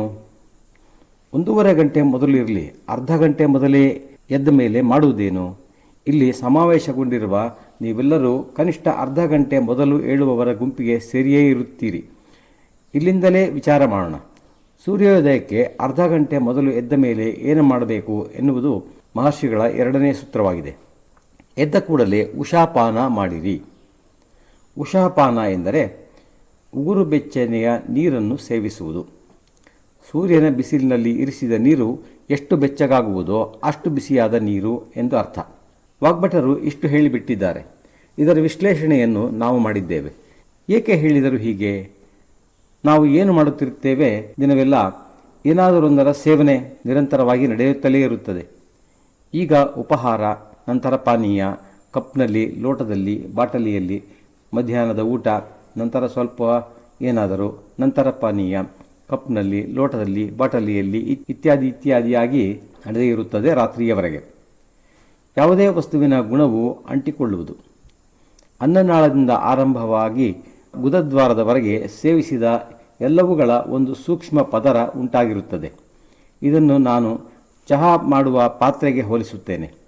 ಚಹಾ ಮಾಡುವ ಪಾತ್ರೆಯಲ್ಲಿ ಪ್ರತಿ ಬಾರಿಯೂ ಚಹಾ ಮಾಡಿದಾಗಲೂ ತೊಳೆಯದೆ ಮತ್ತೆ ಮತ್ತೆ ಬೆಳಗಿನಿಂದ ಸಂಜೆಯವರೆಗೆ ಅನೇಕ ಬಾರಿ ಚಹಾ ಮಾಡುತ್ತಲೇ ಇದ್ದರೆ ಹೇಗೆ ಬೆಳಗ್ಗೆ ಚಹಾ ಮಾಡುವುದಕ್ಕೆ ಕಡಿಮೆ ಸಮಯ ಹಿಡಿಯುತ್ತಿದ್ದು ಸಂಜೆಯ ವೇಳೆಗೆ 1 ನಿಮಿಷ ಹೆಚ್ಚು ಕಾಯಿಸಬೇಕಾಗುವುದೋ, ಪಾತ್ರೆಗೆ ಚಹಾದ ಪದರಗಳು ಅಂಟಿಕೊಂಡು ತೊಳೆಯಲು ಕಷ್ಟವಾಗುವುದೋ, ಬಿಸಿ ಬಿಸಿಯಾದ ನೀರು ಬಳಸದೆ ತೊಳೆಯಲು ಆಗದೆ ಹೋಗುವುದೋ, ಹಾಗೆ ಶರೀರದ ಪೋಷಣೆಗೆ ನಿತ್ಯವೂ ಆಹಾರ ಸೇವನೆ ನಡೆದೇ ಇರುತ್ತದೆ. ಹಲ್ಲುಗಳನ್ನು ನಿತ್ಯವೂ ಉಜ್ಜಿ ಬೇಕೋ ಬೇಡವೋ ತಿಳಿಯದೆ ಬೆಳ್ಳಗಾಗಿಸುತ್ತೀರಿ. ಆದರೆ ಅದರ ಮುಂದಿನ ಮಾರ್ಗದ ಶುಚಿತ್ವವನ್ನು ಮರೆತೇ ಬಿಟ್ಟಿರುತ್ತೀರಿ. ಒಂದು ದಿನ ಮನೆಯನ್ನು ಸ್ವಚ್ಛಗೊಳಿಸದಿದ್ದರೆ ಮನೆಯಲ್ಲಿರುವುದಕ್ಕೆ ಕಷ್ಟವಾಗುತ್ತದೆ. ಶರೀರದ ಒಳಗೆ ಕಸ ಹೊಡೆಯದಿದ್ದರೆ ಆತ್ಮವು ಹೇಗೆ ಈ ಅಶುಚಿ ದೇಹದಲ್ಲಿ ಇರಬೇಕು? ಮನೆಯನ್ನು ಶುಚಿಗೊಳಿಸಿದಂತೆಯೇ ದೇಹವನ್ನು ಶುಚಿಗೊಳಿಸಬೇಕಲ್ಲವೇ? ಆಗ ತಾನೇ ಆತ್ಮವು ಪ್ರಸನ್ನ ಚಿತ್ತರೂಪದಲ್ಲಿ ಈ ಮನೆಯಲ್ಲಿ ಇರಲು ಸಾಧ್ಯ. ವಾಗ್ಭಟರು ಉಷಾಪಾನ ಮಾಡುವುದು ಎಂದರೆ ಶರೀರದ ಒಳಗಡೆ ಕಸ ಗುಡಿಸಿದಂತೆ, ಸ್ವಚ್ಛ ಮಾಡಿದಂತೆ ಎಂದಿದ್ದಾರೆ. ನಾವು ಪಾತ್ರೆಯ ಕರೆಯನ್ನು ತೆಗೆಯಲು ತಣ್ಣನೆ ನೀರಲ್ಲದೆ ಬಿಸಿ ನೀರು ಅಥವಾ ಬೆಚ್ಚನೆಯ ನೀರನ್ನು ಬಳಸಿದಂತೆ ಈ ದೇಹದ ಒಳಗಿನ ಭಾಗದ ಜೀರ್ಣಾಂಗ ವ್ಯವಸ್ಥೆಯ ನಾಳವನ್ನು ಬೆಚ್ಚನೆಯ ನೀರನ್ನು ಸೇವಿಸುವುದರಿಂದ ಶುದ್ಧಿಗೊಳಿಸಬೇಕು. ವಾಗ್ಭಟರು ದಿನದ ಭೋಜನದ ಸೇವನೆಗಳು ಆರಂಭವಾಗುವ ಮೊದಲು ಈ ನಾಳವನ್ನು ಬಿಸಿ ನೀರಿನಿಂದ ತೊಳೆದು ಸ್ವಚ್ಛಗೊಳಿಸಿರಿ ಎಂದಿದ್ದಾರೆ. ಉಷಾಪಾನ ಎಂದು ಎಷ್ಟು ನೀರು ಸೇವನೆ ಮಾಡಬೇಕು? ಅದು ನಿಮ್ಮ ಕ್ಷಮತೆ ಎಂದು ನಮ್ಮ ಮೇಲೆಯೇ ಬಿಟ್ಟಿದ್ದಾರೆ. ವ್ಯಕ್ತಿಯ ಜಠರದ ಕ್ಷಮತೆ ಬೇರೆ ಬೇರೆಯಾಗಿರಲು ಸಾಧ್ಯವಿದೆ. ನಿಮಗೆ ಎಷ್ಟು ಸಾಧ್ಯವೋ ಅಷ್ಟು ನೀರು ಕುಡಿಯಿರಿ. ಏಕೆಂದರೆ ಈ ನೀರಿನ ಸೇವನೆ ನಿಮ್ಮ ದೇಹದ ಅಗತ್ಯ ಎಂದಲ್ಲ, ನಿಮ್ಮ ಆಂತರಿಕ ಅಂಗದ ಶುಚಿತ್ವಕ್ಕಾಗಿ ಆಗಿದೆ. ಅಂದರೆ ಒಬ್ಬ ವಯಸ್ಕ ವ್ಯಕ್ತಿಯ ಜಠರದ ಪ್ರಮಾಣ ಸುಮಾರು 1.5 ಲೀಟರ್ ಆಗಿರುತ್ತದೆ. ಅದರ ಅರ್ಧದಷ್ಟು 750 ಮಿಲಿಲೀಟರ್ ಸೇವಿಸಬಹುದು. ಪಾಚಕ ರಸಸ್ರಾವವಾಗುವ ಎಲ್ಲ ಛಿದ್ರಗಳು ಮತ್ತು ಪೋಷಕಾಂಶವನ್ನು ಹೀರಿಕೊಳ್ಳುವ ಎಲ್ಲ ಛಿದ್ರಗಳು ತೆರೆದುಕೊಳ್ಳುವುವು. ಇದರಿಂದ ಪಚನೆ, ಜೀರ್ಣವು ಚೆನ್ನಾಗಿ ಆಗುವುದು. ಅಂತೆಯೇ ದೇಹಕ್ಕೆ ಬೇಕಾದ ಪೋಷಕಾಂಶಗಳು ಹೀರಲ್ಪಡುವುವು. ಇದು ಎರಡನೆಯ ಕ್ರಿಯೆ ಆಗಿದೆ, ಉಷಾಪಾನ.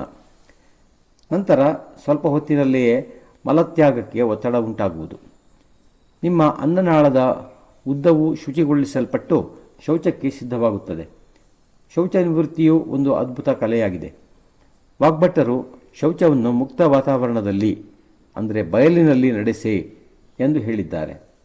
ನೋಡಿ, ನಮ್ಮ ವೈದ್ಯಕೀಯ ನೀತಿಗೆ ವಿರುದ್ಧವಾಗಿದೆ ನಮ್ಮ ಸರ್ಕಾರದ ನೀತಿ. ಅಥವಾ ಇಂದಿನ ಸಾಮಾಜಿಕ ಪರಿಸ್ಥಿತಿಯನ್ನು ಗಮನಿಸಿಯೇ ಇದ್ದರೆ ಅದು ಸರಿಯೇ ಎಂದೆನ್ನಬಹುದು. ಸಮಾಜದ ಪರಿಸ್ಥಿತಿ ಕಲುಷಿತಗೊಂಡಿದೆ. ದಿನ ಬೆಳಗಾದರೆ ವೃತ್ತಪತ್ರಿಕೆಯಲ್ಲಿ ದುಷ್ಟರ ದುಷ್ಕಾರ್ಯಗಳ ಸಮಾಚಾರಗಳು ಬರುತ್ತಿರುತ್ತವೆ. ಆದರೆ ವಾಗ್ಭಟರು ಶೌಚವನ್ನು ಮುಕ್ತ ವಾತಾವರಣದಲ್ಲಿ, ಬಯಲಿನಲ್ಲಿ ನಡೆಸಿ, ಮುಚ್ಚಿದ ಕೋಣೆಯಲ್ಲಿ ಬೇಡ ಎಂದು ಹೇಳಿದ್ದಾರೆ. ವಾಗ್ಭಟರು ಶೌಚವನ್ನು ಮುಕ್ತ ವಾತಾವರಣದಲ್ಲಿ ನಡೆಸಿ, ಮುಚ್ಚಿದ ಕೋಣೆಯಲ್ಲಿ ಬೇಡ ಎಂದರೆ ನಮ್ಮ ಜನ ತಮ್ಮ ಶಯನಾಗಾರದಲ್ಲಿಯೇ ಶೌಚಾಲಯವನ್ನು ಕಟ್ಟಿಸಿಕೊಳ್ಳಲಾರಂಭಿಸಿದ್ದಾರೆ. ಎಂತಹ ವಿಪರ್ಯಾಸ! ನಮ್ಮ ಅಧ್ಯಯನ ವಿಶ್ಲೇಷಣೆಯಿಂದ ನಾವು ಅರಿತಿರುವುದೇನೆಂದರೆ, ವಾಗ್ಭಟರು ಶೌಚವನ್ನು ಮುಕ್ತ ವಾತಾವರಣದಲ್ಲಿ ನಡೆಸಿ, ಮುಚ್ಚಿದ ಕೋಣೆಯಲ್ಲಿ ಬೇಡ ಎಂದು ಹೇಳಿದ್ದಕ್ಕೆ ಕಾರಣ ಮಲದೊಂದಿಗೆ ಹೊರಬೀಳುವ ಅಪಾನ ವಾಯುವನ್ನು ಶ್ವಾಸದೊಂದಿಗೆ ಸೇವಿಸುವುದು ಅಪಾಯಕಾರಿ. ಇದರಿಂದ ಶ್ವಾಸಕೋಶದ, ಹೃದಯದ ತೊಂದರೆ ಉಂಟಾಗಬಹುದು. ಈ ಎರಡೂ ಅಂಗಗಳಿಗೆ 21% ಪ್ರಾಣವಾಯು ಇರುವ ಗಾಳಿಯ ಅಗತ್ಯವಿದೆ. ಇದು ಅಪಾಯಕಾರಿಯಾದ ದುರಭ್ಯಾಸವಾಗಿದೆ. ಈ ದುರ್ಗಂಧಯುಕ್ತ ವಾಯು ನಿಮ್ಮ ದೇಹಕ್ಕೆ ಬಾಧಕ. ಒಂದು ಬದಲಾವಣೆ ತಂದುಕೊಳ್ಳುವುದು ಉಚಿತ, ಅಪೇಕ್ಷಣೀಯ. ಅದೇನೆಂದರೆ, ಶೌಚಾಲಯಕ್ಕೆ ಒಂದು ಅಶುದ್ಧ ವಾಯುವನ್ನು ಹೊರಗೆ ಹಾಕುವ ಬಲವಾದ ಫ್ಯಾನನ್ನು ಅಳವಡಿಸಿಕೊಳ್ಳಬಹುದು. ಬಯಲಿನಲ್ಲಾದರೆ ಶೌಚವಾಯುವು ಒಂದೆಡೆ ನಿಲ್ಲದೆ ಹೇಗೋ ದೂರಾಗಿ ಹೋಗುವುದು. ಶೌಚಗೃಹ ಚಿಕ್ಕದಾಗಿದ್ದು ದುರ್ಗಂಧಯುಕ್ತವಾಗಿದ್ದರೆ ಇನ್ನೂ ಅಪಾಯಕಾರಿ. ಸಾರ್ವಜನಿಕ ಶೌಚಾಲಯಗಳ ಪರಿಸ್ಥಿತಿ ಇನ್ನೂ ಶೋಚನೀಯವೇ ಆಗಿರುತ್ತದೆ. ಎಚ್ಚರದಿಂದಿರಿ. ಆಯಿತು, ಶೌಚ ನಿವೃತ್ತಿ ಹೇಗೆ ಮಾಡುವುದು? ಇದನ್ನೂ ಸಹ ವಾಗ್ಭಟರು ಹೇಳಿದ್ದಾರೆ. ಕುಕ್ಕರಗಾಲಿನ ಮೇಲೆ ಕುಳಿತು ನಿವೃತ್ತಿಗೊಳಿಸಬೇಕು. ಎರಡೂ ಪಾದಗಳ ಮೇಲೆ ಮೊಳಕಾಲು ಮಡಿಸಿಕೊಂಡು ದೇಹ 3 ಮಡಿಕೆಯಾಗಿಸಿ ಕುಳಿತುಕೊಳ್ಳುವುದು.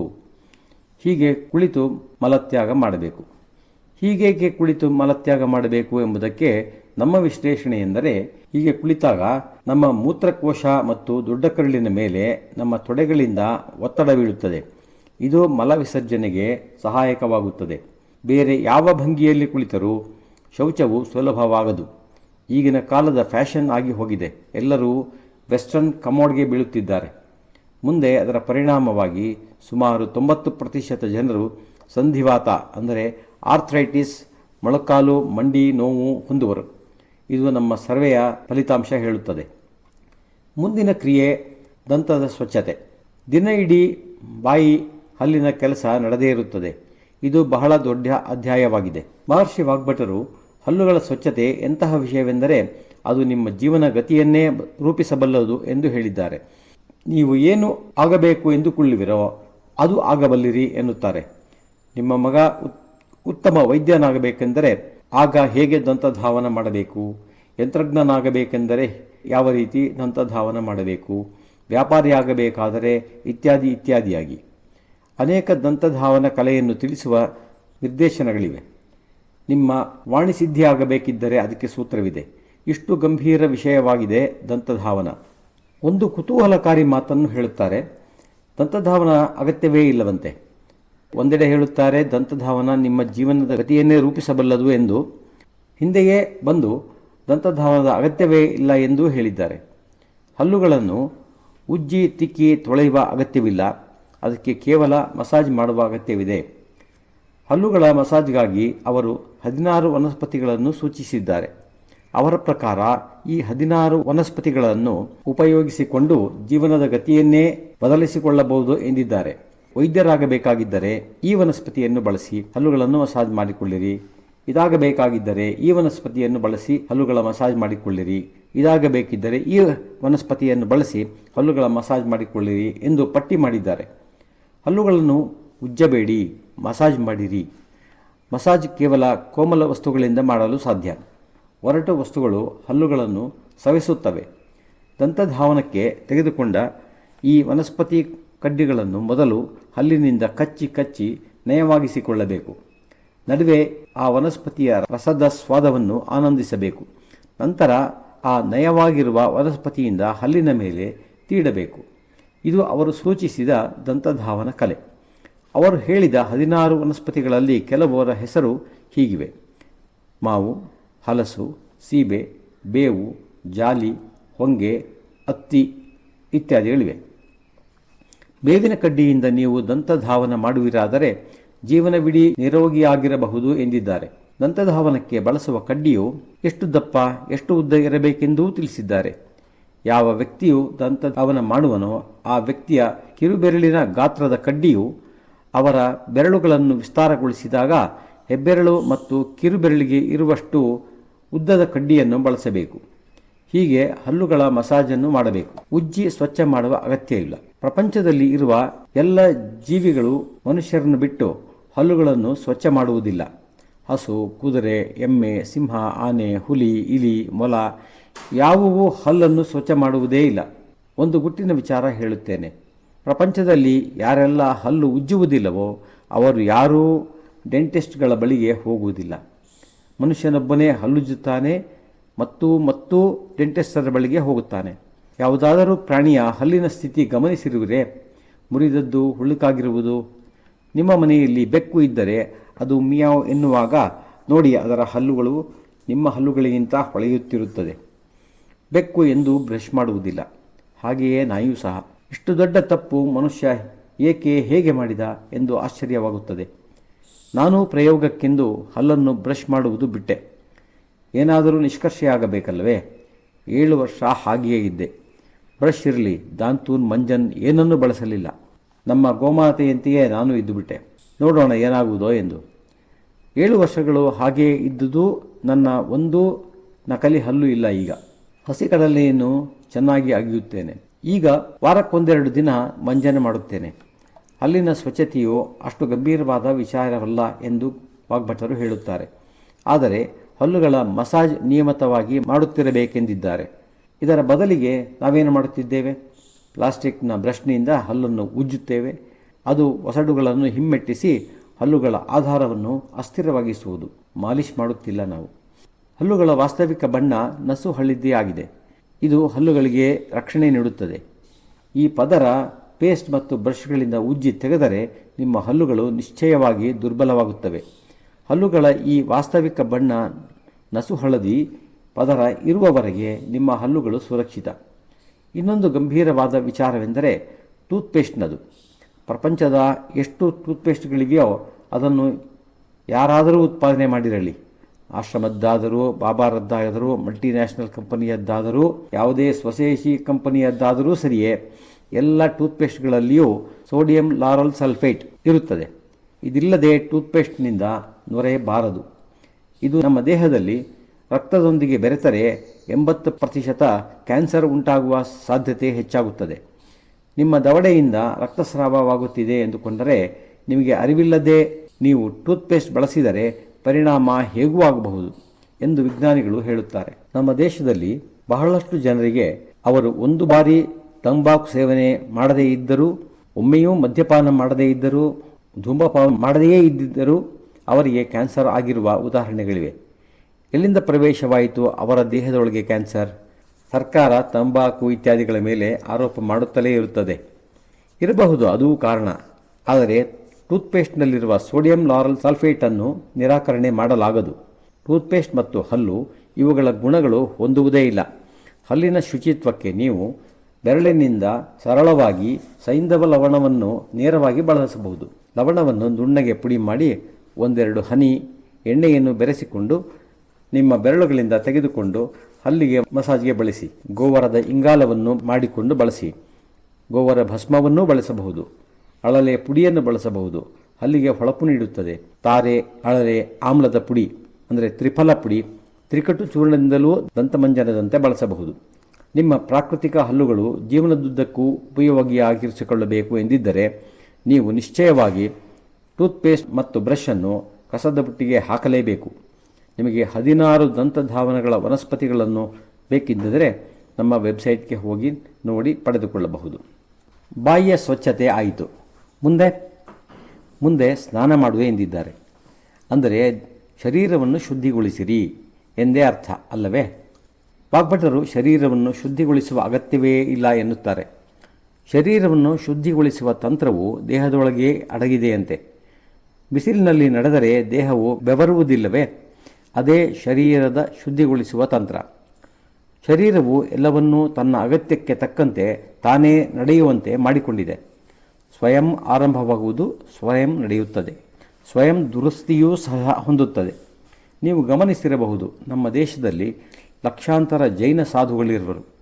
ಅವರ ಜೀವನವನ್ನು ಸೂಕ್ಷ್ಮವಾಗಿ ಗಮನಿಸಿದರೆ ಅವರು ಎಂದೂ ಸ್ನಾನ ಮಾಡುವುದಿಲ್ಲ.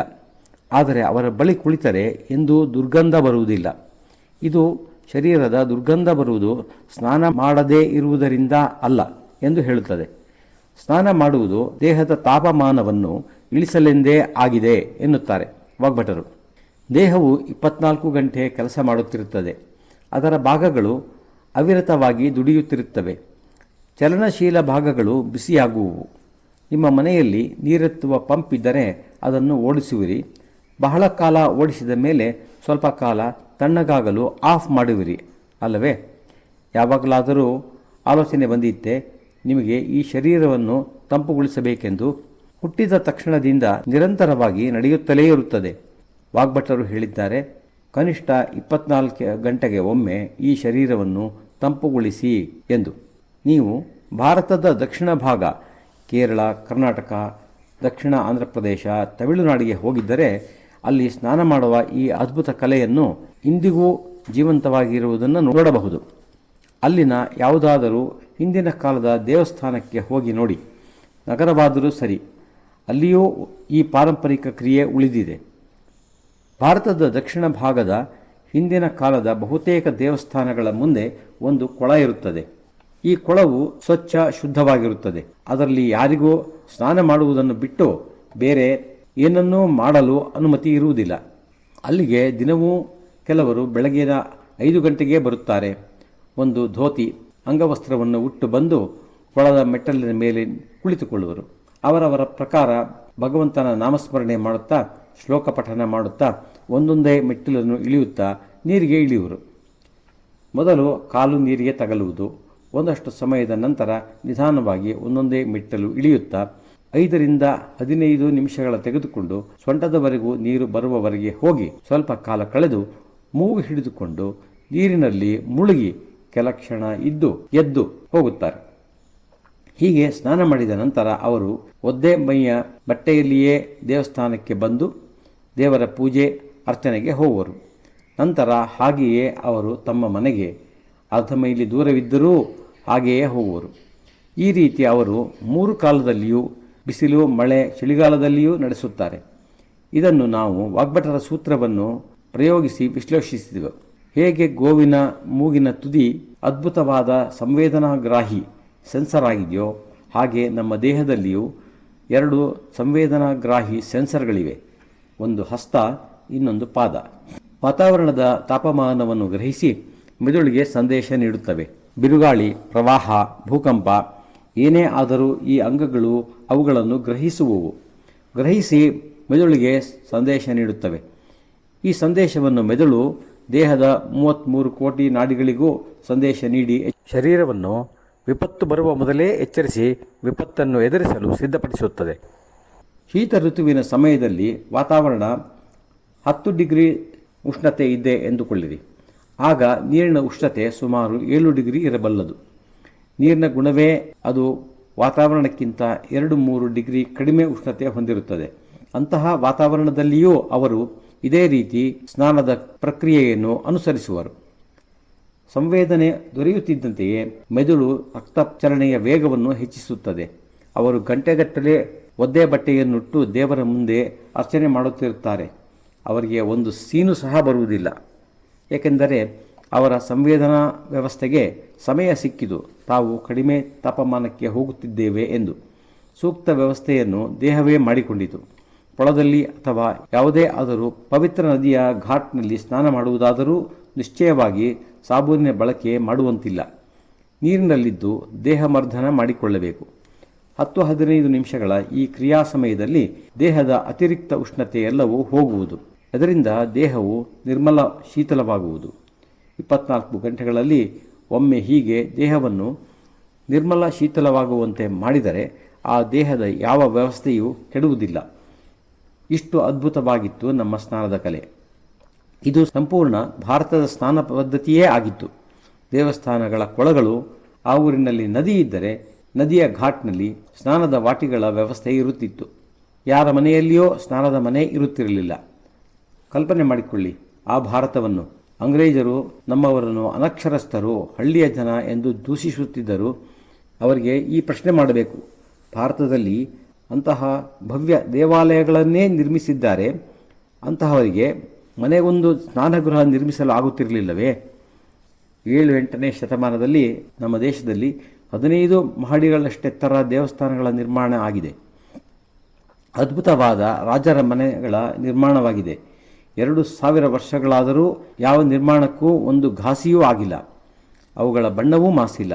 ಶಿಲ್ಪಕಲೆಯು ಎಷ್ಟು ಉನ್ನತವಾಗಿದ್ದಾಗಲೂ ನಮ್ಮ ಮನೆಗಳಲ್ಲಿ ಸ್ನಾನಗೃಹ, ಶೌಚಗೃಹಗಳನ್ನು ನಿರ್ಮಿಸಲಿಲ್ಲ. ಏಕೆಂದರೆ ನಮ್ಮದು ವಿಜ್ಞಾನವಾಗಿದೆ. ಸ್ನಾನವನ್ನು ಕೊಳ, ನದಿಗಳಲ್ಲಿ ಮಾಡಬೇಕು. 2 ಬಕೆಟ್ ನೀರಿಂದ ದೇಹದ ತಾಪಮಾನವನ್ನು ಇಳಿಸಲಾಗುವುದಿಲ್ಲ. ಈ ಸತ್ಯವನ್ನು ನಮ್ಮವರು ತಿಳಿದಿದ್ದರು. ಅದಕ್ಕಾಗಿಯೇ ಮನೆಗಳಲ್ಲಿ ಶೌಚಗೃಹ, ಸ್ನಾನಗೃಹಗಳನ್ನು ನಿರ್ಮಿಸಲಿಲ್ಲ. ಈಗೇನಾಗಿದೆ? ಬಾತ್ರೂಮ್, ಟಾಯ್ಲೆಟ್ಗಳಲ್ಲಿ ಎಲ್ಲವೂ ಮನೆಯೊಳಗೆ. ಬಾತ್ರೂಮ್ನಲ್ಲಿ ಏನಾಗುವುದು ಗೊತ್ತೇ? 7-8 ಗಂಟೆಗೆ ಎದ್ದು ಹೋಗುತ್ತಾರೆ. ಕಾದ ನೀರು ಸಿದ್ಧವಾಗಿರುತ್ತದೆ. ನಳ ತಿರುಗಿಸುವರು. ಧಾರೆಯಾಗಿ ಬೀಳುತ್ತೆ ಬಿಸಿ ಬಿಸಿ ನೀರು ತಲೆಯ ಮೇಲೆ ಶವರ್ನಿಂದ. ಯಾವ ಕೇಂದ್ರ ಕಂಪ್ಯೂಟರ್ಗೆ ದೇಹದ ಉಷ್ಣತೆಯ ವ್ಯತ್ಯಾಸವಾಗುವುದರ ಜೊತೆಗೆ ಎಚ್ಚರಿಕೆ ನೀಡಬೇಕಾಗಿತ್ತೋ ಅದರ ಮೇಲೆಯೇ ಬಿಸಿ ಬಿಸಿ ನೀರು ಸಿಂಪಡಣೆ. Circuit fail. ದೇಹವೆಲ್ಲ ಅಲ್ಲೋಲ ಕಲ್ಲೋಲವಾಗುವುದು. ಬ್ರೈನಿನಲ್ಲಿ ಕಂಪ್ಯೂಟರ್ ಕನ್ಫ್ಯೂಸ್ ಆಗುತ್ತದೆ. ದೇಹಕ್ಕೆಲ್ಲ ಸಂದೇಶ ತಲುಪಿಸುವುದಾದರೂ ಹೇಗೆ? ಎಚ್ಚರಿಸುವುದಾದರೂ ಹೇಗೆ? ನಂತರ 1-2 ನಿಮಿಷದಲ್ಲಿ ಸೋಪನ್ನು ಉಜ್ಜಿಕೊಂಡು, ನೀರು ಸುರಿದುಕೊಂಡು, ಉಜ್ಜಿ ಒರೆಸಿಕೊಂಡು ಹೊರಗೆ ಓಡುವರು. ಶರೀರ ಇರುವುದು ಉಜ್ಜಿ ಹೊಳಪು ತರಿಸುವುದಕ್ಕಾಗಿ ಅಲ್ಲ. ಶರೀರವನ್ನು 24 ಗಂಟೆಗಳಲ್ಲಿ ಒಮ್ಮೆ ದೇಹವನ್ನು ನಿರ್ಮಲ ಶೀತಲವಾಗುವಂತೆ ಮಾಡಬೇಕು. ಈಗೇನು ಮಾಡುವುದು? ಮನೆಯಲ್ಲಿ ಬಾತ್ರೂಮ್, ಟಾಯ್ಲೆಟ್ಗಳನ್ನು ಮಾಡಿಸಿಯಾಗಿದೆ. ಸಾವಿರಾರು ಲಕ್ಷಾಂತರ ಹಣ ವೆಚ್ಚವಾಗಿದೆ ಎಂದರೆ ಅದಕ್ಕೊಂದು ಉಪಾಯ. ಸ್ನಾನಕ್ಕೆಂದು ಹೋದರೆ ಮೊದಲು ಬಕೆಟ್ ನೀರಿನಲ್ಲಿ ತೆಗೆದುಕೊಂಡು ಮೊದಲು ಕಾಲಿನಿಂದ ಆರಂಭಿಸಿ ನೀರನ್ನು ಹಾಕಿಕೊಳ್ಳಿ. ಅದರಿಂದ ಪಾದಗಳು ನೀರಿನ ಉಷ್ಣತೆಯನ್ನು ತಿಳಿದುಕೊಳ್ಳುವುವು. ಮುಂದುವರಿದು ಕಾಲುಗಳು, ತೊಡೆ, ಸೊಂಟದ ಮೇಲೆ, ನಂತರ ಬೆನ್ನು, ನಂತರ ಹೆಗಲ ಮೇಲೆ ನೀರನ್ನು ಹಾಕಿಕೊಳ್ಳಿ. ನಂತರ ತಲೆಯ ಮೇಲೆ ಬೇಕಾದರೆ ಬಿಸಿಯ ನೀರನ್ನು ಹಾಕಿಕೊಳ್ಳಬಹುದು. ಆದರೂ ನೀರು ಅಧಿಕವಾಗಿ ಬಿಸಿ ಇರದಂತೆ ನೋಡಿಕೊಳ್ಳಬೇಕು. ನಂತರ ಬೇಕಾದರೆ ಶವರ್ನಿಂದ ನೀರು ಬಿಟ್ಟುಕೊಳ್ಳಿ. ಜನರ ಮೂರ್ಖತೆ ನೋಡಿ ನೋವಾಗುತ್ತದೆ. ಜನರು ಬೇಸಿಗೆಯಲ್ಲಿಯೂ ಬಿಸಿ ನೀರಿನಿಂದ ಸ್ನಾನ ಮಾಡುತ್ತಾರೆ. ಸ್ನಾನ ಮಾಡುವುದರ ಔಚಿತ್ಯವೇ ನಷ್ಟವಾಗುತ್ತದೆ. ಸ್ನಾನದ ಪದ್ಧತಿಯಲ್ಲಿ ಬದಲಾವಣೆ ತಂದುಕೊಳ್ಳಿ. ಈಗ ದೇವಸ್ಥಾನದ ಕಲ್ಯಾಣಿ ಕೊಳಗಳು ಇಲ್ಲ, ನದಿಯ ಘಾಟ್ಗಳಿಲ್ಲ. ಆದ್ದರಿಂದಲೇ ಮೆದುಳಿಗೆ ನೀರಿನ ಉಷ್ಣತೆ, ನೀರಿನ ಗುಣ, ನೀರಿನಲ್ಲಿ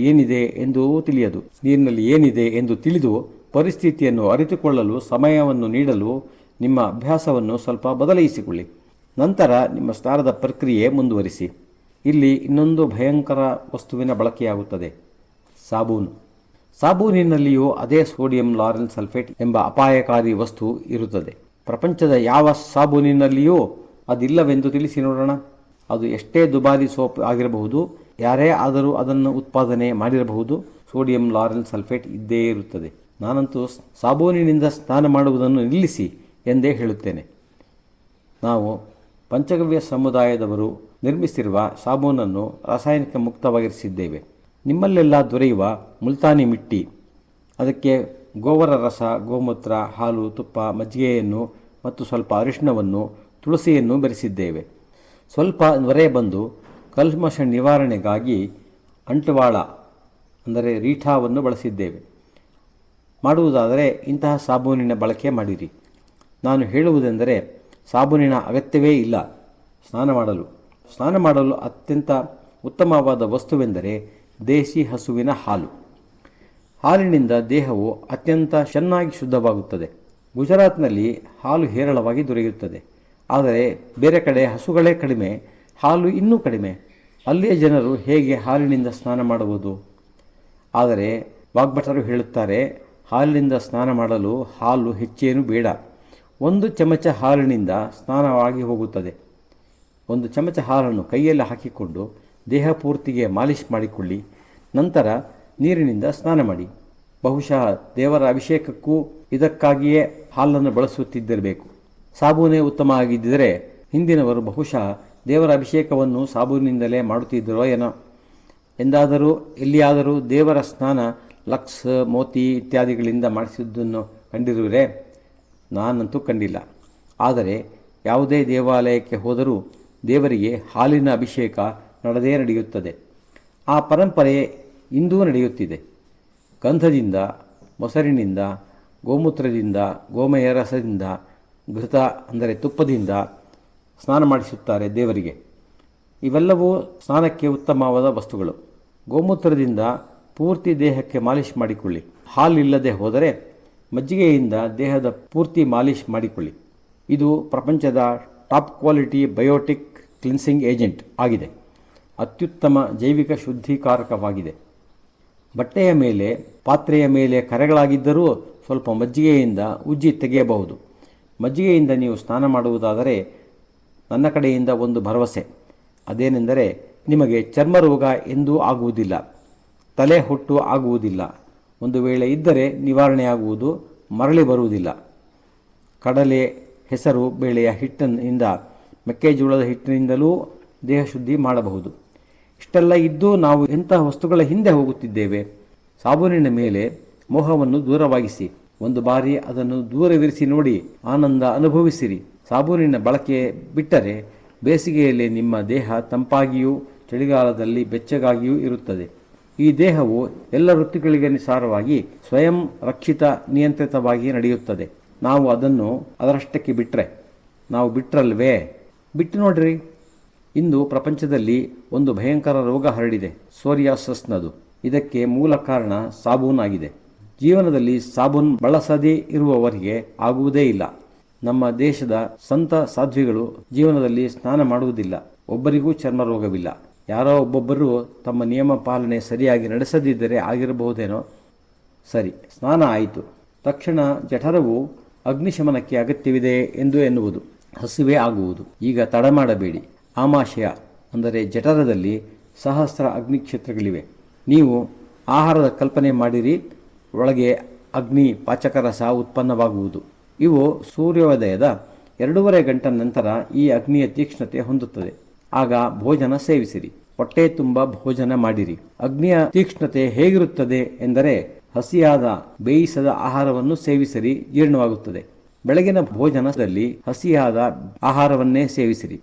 ಅಂದರೆ ಹಣ್ಣುಗಳನ್ನು, ಸೊಪ್ಪು ತರಕಾರಿಗಳನ್ನು, ಮೊಳಕೆ ಬರಿಸಿದ ಕಾಳುಗಳನ್ನು, ಉಪ್ಪು, ಹುಳಿ, ಸಿಹಿ, ಮೆಣಸು, ಜೀರಿಗೆಗಳೊಂದಿಗೆ ಸೇವಿಸಿರಿ.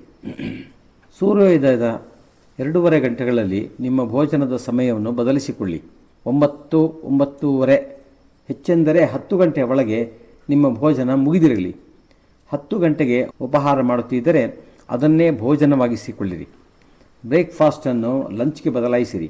ಅಷ್ಟೇ, ಎಲ್ಲವೂ ಸರಿಯಾಗುವುದು. ಅಡುಗೆ ಮಾಡುವುದು ಸುಲಭವೇ. ಸ್ವಲ್ಪ ಬೇಯಿಸದ ತರಕಾರಿಗಳು. ಈಗ ನೀವು ಸೇವಿಸಿದ ಭೋಜನದಲ್ಲಿ ಎಲ್ಲ ಪೋಷಕಾಂಶಗಳು, ಸೂಕ್ಷ್ಮ ತತ್ವಗಳು ಇರುತ್ತವೆಯೋ ಅವೆಲ್ಲವನ್ನೂ ದೇಹವು ಪಡೆದುಕೊಳ್ಳುವುದು. ಇದು ಅಷ್ಟು ಒಳ್ಳೆಯ ಸಮಯ ಭೋಜನಕ್ಕೆ. ಈಗ ಒಮ್ಮೆ ಹೊಟ್ಟೆ ತುಂಬ ಭೋಜನ ಸೇವಿಸಿರಿ. 24 ಗಂಟೆ ಹಸಿವಾಗುವುದಿಲ್ಲ. ಮಾಡಿ ನೋಡಿ. ಶರೀರಕ್ಕೆ ತನಗೆ ಬೇಕಾದ್ದೆಲ್ಲವೂ ದೊರೆತ ಮೇಲೆ ಅದು ಮತ್ತೆ ಮತ್ತೆ ಏನನ್ನೂ ಕೇಳುವುದಿಲ್ಲ. ಈ ಸಮಯ ಬಿಟ್ಟರೆ ಶರೀರ ಮತ್ತೆ ಏನಾದರೂ ಬೇಕೆಂದು ಕೇಳುತ್ತಲೇ ಇರುತ್ತದೆ. ಶರೀರಕ್ಕೆ ಏನು ಬೇಕೋ ಅದನ್ನು ಕೊಟ್ಟು ಕೆಲಸ ಸುಲಭವಾಗುವಂತೆ ಮಾಡಿಕೊಳ್ಳಬೇಕೆಂದಿದ್ದರೆ ಬೆಳಗಿನ 9 ಗಂಟೆ ವೇಳೆಗೆ ಭೋಜನ ಮಾಡಿರಿ.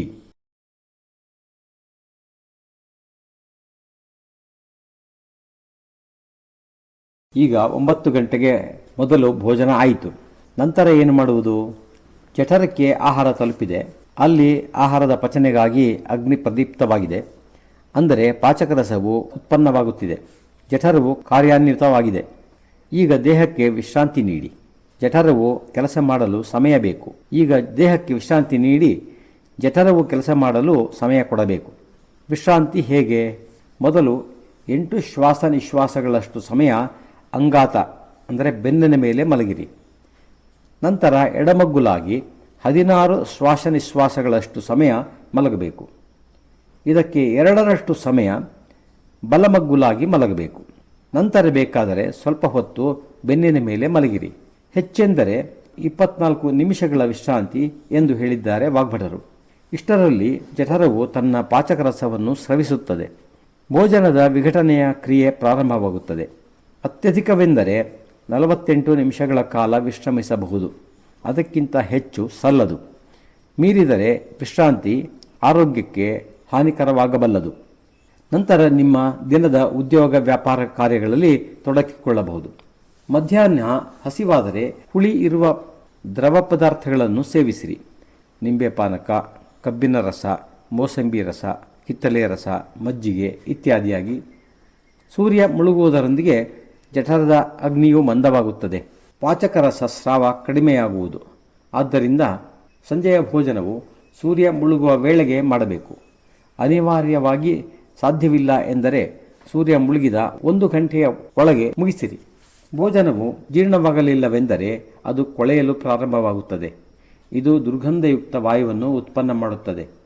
ಸಣ್ಣ ಕರಳು ಮತ್ತು ದೊಡ್ಡ ಕರಳುಗಳ ಒಳಗೆ ಬಂದ ಆಹಾರ ಪದಾರ್ಥವು ಕೊಳೆತರೆ ಉತ್ಪನ್ನವಾಗುವ ವಾಯು ಉಪದ್ರವಿಯಾಗಿರುತ್ತದೆ. ದೊಡ್ಡ ಕರುಳಿನಲ್ಲಿ ವಾಯು ತ್ಯಾಜ್ಯಗಳನ್ನು ಒಣಗಿಸಿಬಿಡುತ್ತದೆ. ಇದು ಮಲಬದ್ಧತೆಯಾಗಿ ತೋರುತ್ತದೆ. ಕಾನ್ಸ್ಟಿಪೇಷನ್ ಎಂದರೆ ಅದೇ. ಸೂರ್ಯೋದಯವಾದ 2:30-3 ಗಂಟೆಯ ಒಳಗೆ ಮತ್ತು ಸೂರ್ಯಾಸ್ತದ 1 ಗಂಟೆಯ ಒಳಗೆ ಭೋಜನ ಮಾಡುವವರಿಗೆ ಈ ಮಲಬದ್ಧತೆ ಕಾನ್ಸ್ಟಿಪೇಷನ್ ಆಗುವುದಿಲ್ಲ. ದೀರ್ಘಕಾಲದ ಈ ವಾಯು ದೇಹದೊಳಗೆ ಪ್ರವೇಶ ಮಾಡಿದರೆ ಅದು ವಿವಿಧ ಅಂಗಾಂಗಗಳ ಮೇಲೆ ವಿಪರೀತ ಪ್ರಭಾವವನ್ನು ಬೀರುತ್ತದೆ. ವಾಯು ಸಮಸ್ಯೆಯು ದೇಹದಲ್ಲಿ ಹರಿದಾಡಲು ತೊಡಗುತ್ತದೆ.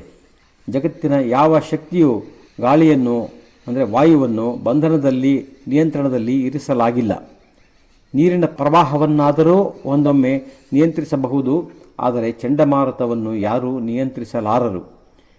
ಅದು ಶರೀರದ ಒಳಗಾಗಿರಬಹುದು ಅಥವಾ ಹೊರಗಾಗಿರಬಹುದು. ದೀರ್ಘಕಾಲದ ಕರುಳಿನಲ್ಲಿರುವ ವಾಯುವು ದೇಹದ ಅನ್ಯ ಭಾಗಗಳಲ್ಲಿ ನುಸುಳುತ್ತದೆ. ಅದು ಹೃದಯವನ್ನು ಅಪ್ಪಳಿಸಿದರೆ ಹಾರ್ಟ್ ಅಟ್ಯಾಕ್. ಇದರಿಂದ ಪಾರಾಗಲು ಗ್ಯಾಸ್ ಕಾನ್ಸ್ಟಿಪೇಷನ್ ಆಗದಂತೆ ನೋಡಿಕೊಳ್ಳಿ. ಸಂಜೆ 7-7:30 ಒಳಗೆ ಭೋಜನ ಮುಗಿಸಿರಿ.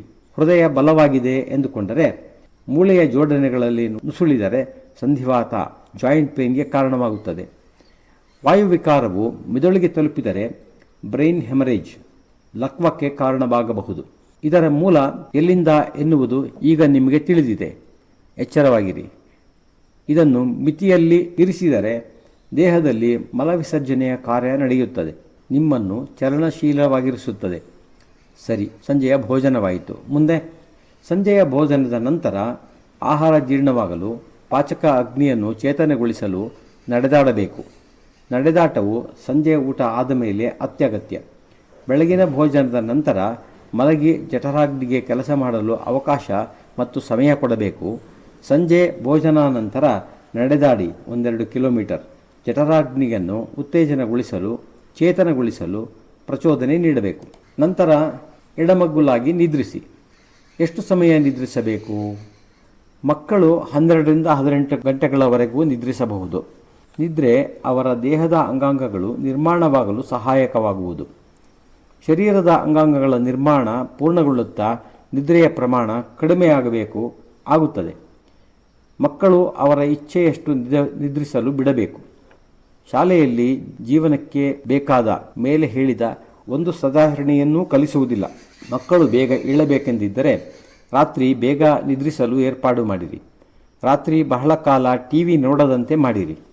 ಸಬ್ಸ್ಕ್ರಿಪ್ಷನ್ ರದ್ದುಗೊಳಿಸಿಬಿಡಿ. 30-35 ವರ್ಷಗಳಾದ ಮೇಲೆ ದೇಹದಲ್ಲಿ ಯಾವ ನಿರ್ಮಾಣ ಕಾರ್ಯವೂ ನಡೆಯದು. ಈಗ ಕಲಿಯುಗದಲ್ಲಿ 24-25 ವರ್ಷಗಳ ನಂತರ ಮೂಳೆಯಲ್ಲಿನ ಬೆಳವಣಿಗೆ ನಿಂತು ಹೋಗುತ್ತಿದೆ. ಇಲ್ಲಿಂದ ನಿದ್ರೆ ಕಡಿಮೆಯಾಗುತ್ತಾ ಹೋಗಿ ವೃದ್ಧಾಪ್ಯದಲ್ಲಿ ನಿದ್ರೆ ಬಹಳ ಕಡಿಮೆಯೇ ಆಗುತ್ತದೆ. ವಾಗ್ಭಟರ ಪ್ರಕಾರ 6 ವರ್ಷಗಳವರೆಗೆ ಮಕ್ಕಳನ್ನು ಅವರಷ್ಟಕ್ಕೆ ಬಿಡಬೇಕು. ನಂತರ ಅಗತ್ಯವಿದ್ದಲ್ಲಿ ಪಾಠಶಾಲೆಗೆ ಕಳುಹಿಸಿರಿ. ಮಕ್ಕಳಿಂದ ದೂರವಾಗಲು 2.5 ವರ್ಷಗಳಿಗೆ ಶಾಲೆಗೆ ಕಳಿಸುತ್ತಾರೆ. ಈಗ ಹೋಗಿ ಶಾಲೆಯಲ್ಲಿನ ಶಿಕ್ಷಕಿಯರಿಗೆ ಕಾಟ ಕೊಡಲಿ ಎಂದಿರಬಹುದು. ಆದರೆ ಅವರು ಅದಕ್ಕೆ ಉಪಾಯ ಕಂಡುಕೊಂಡಿರುತ್ತಾರೆ. ಮಕ್ಕಳು ಶಾಲೆಗೆ ಹೋಗಲಾರಂಭಿಸಿದ ಮೇಲೆ ಇನ್ನೊಂದು ವಿಪರೀತ ಕ್ರಿಯೆ ಪ್ರಾರಂಭವಾಗುತ್ತದೆ.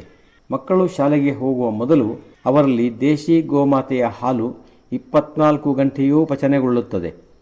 ಮಧ್ಯರಾತ್ರಿಯಲ್ಲಿ ಮಗು ಎದ್ದು ಅತ್ತರೆ ತಾಯಿ ಮಗುವಿಗೆ ಹಾಲು ಕುಡಿಸಿದರೆ ಅದು ಪಚನೆಯಾಗುತ್ತದೆ. ಆದರೆ ಅದೇ ಸ್ಕೂಲ್ಗೆ ಹೋಗುವ ಮಕ್ಕಳಲ್ಲಿ ಆ ಕ್ಷಮತೆ ಕುಂಠಿತವಾಗುತ್ತದೆ. ಹಾಲು ಜೀರ್ಣವಾಗುವುದು ನಿಂತು ಹೋಗುತ್ತದೆ. ಅದಕ್ಕೇನು ಕಾರಣ?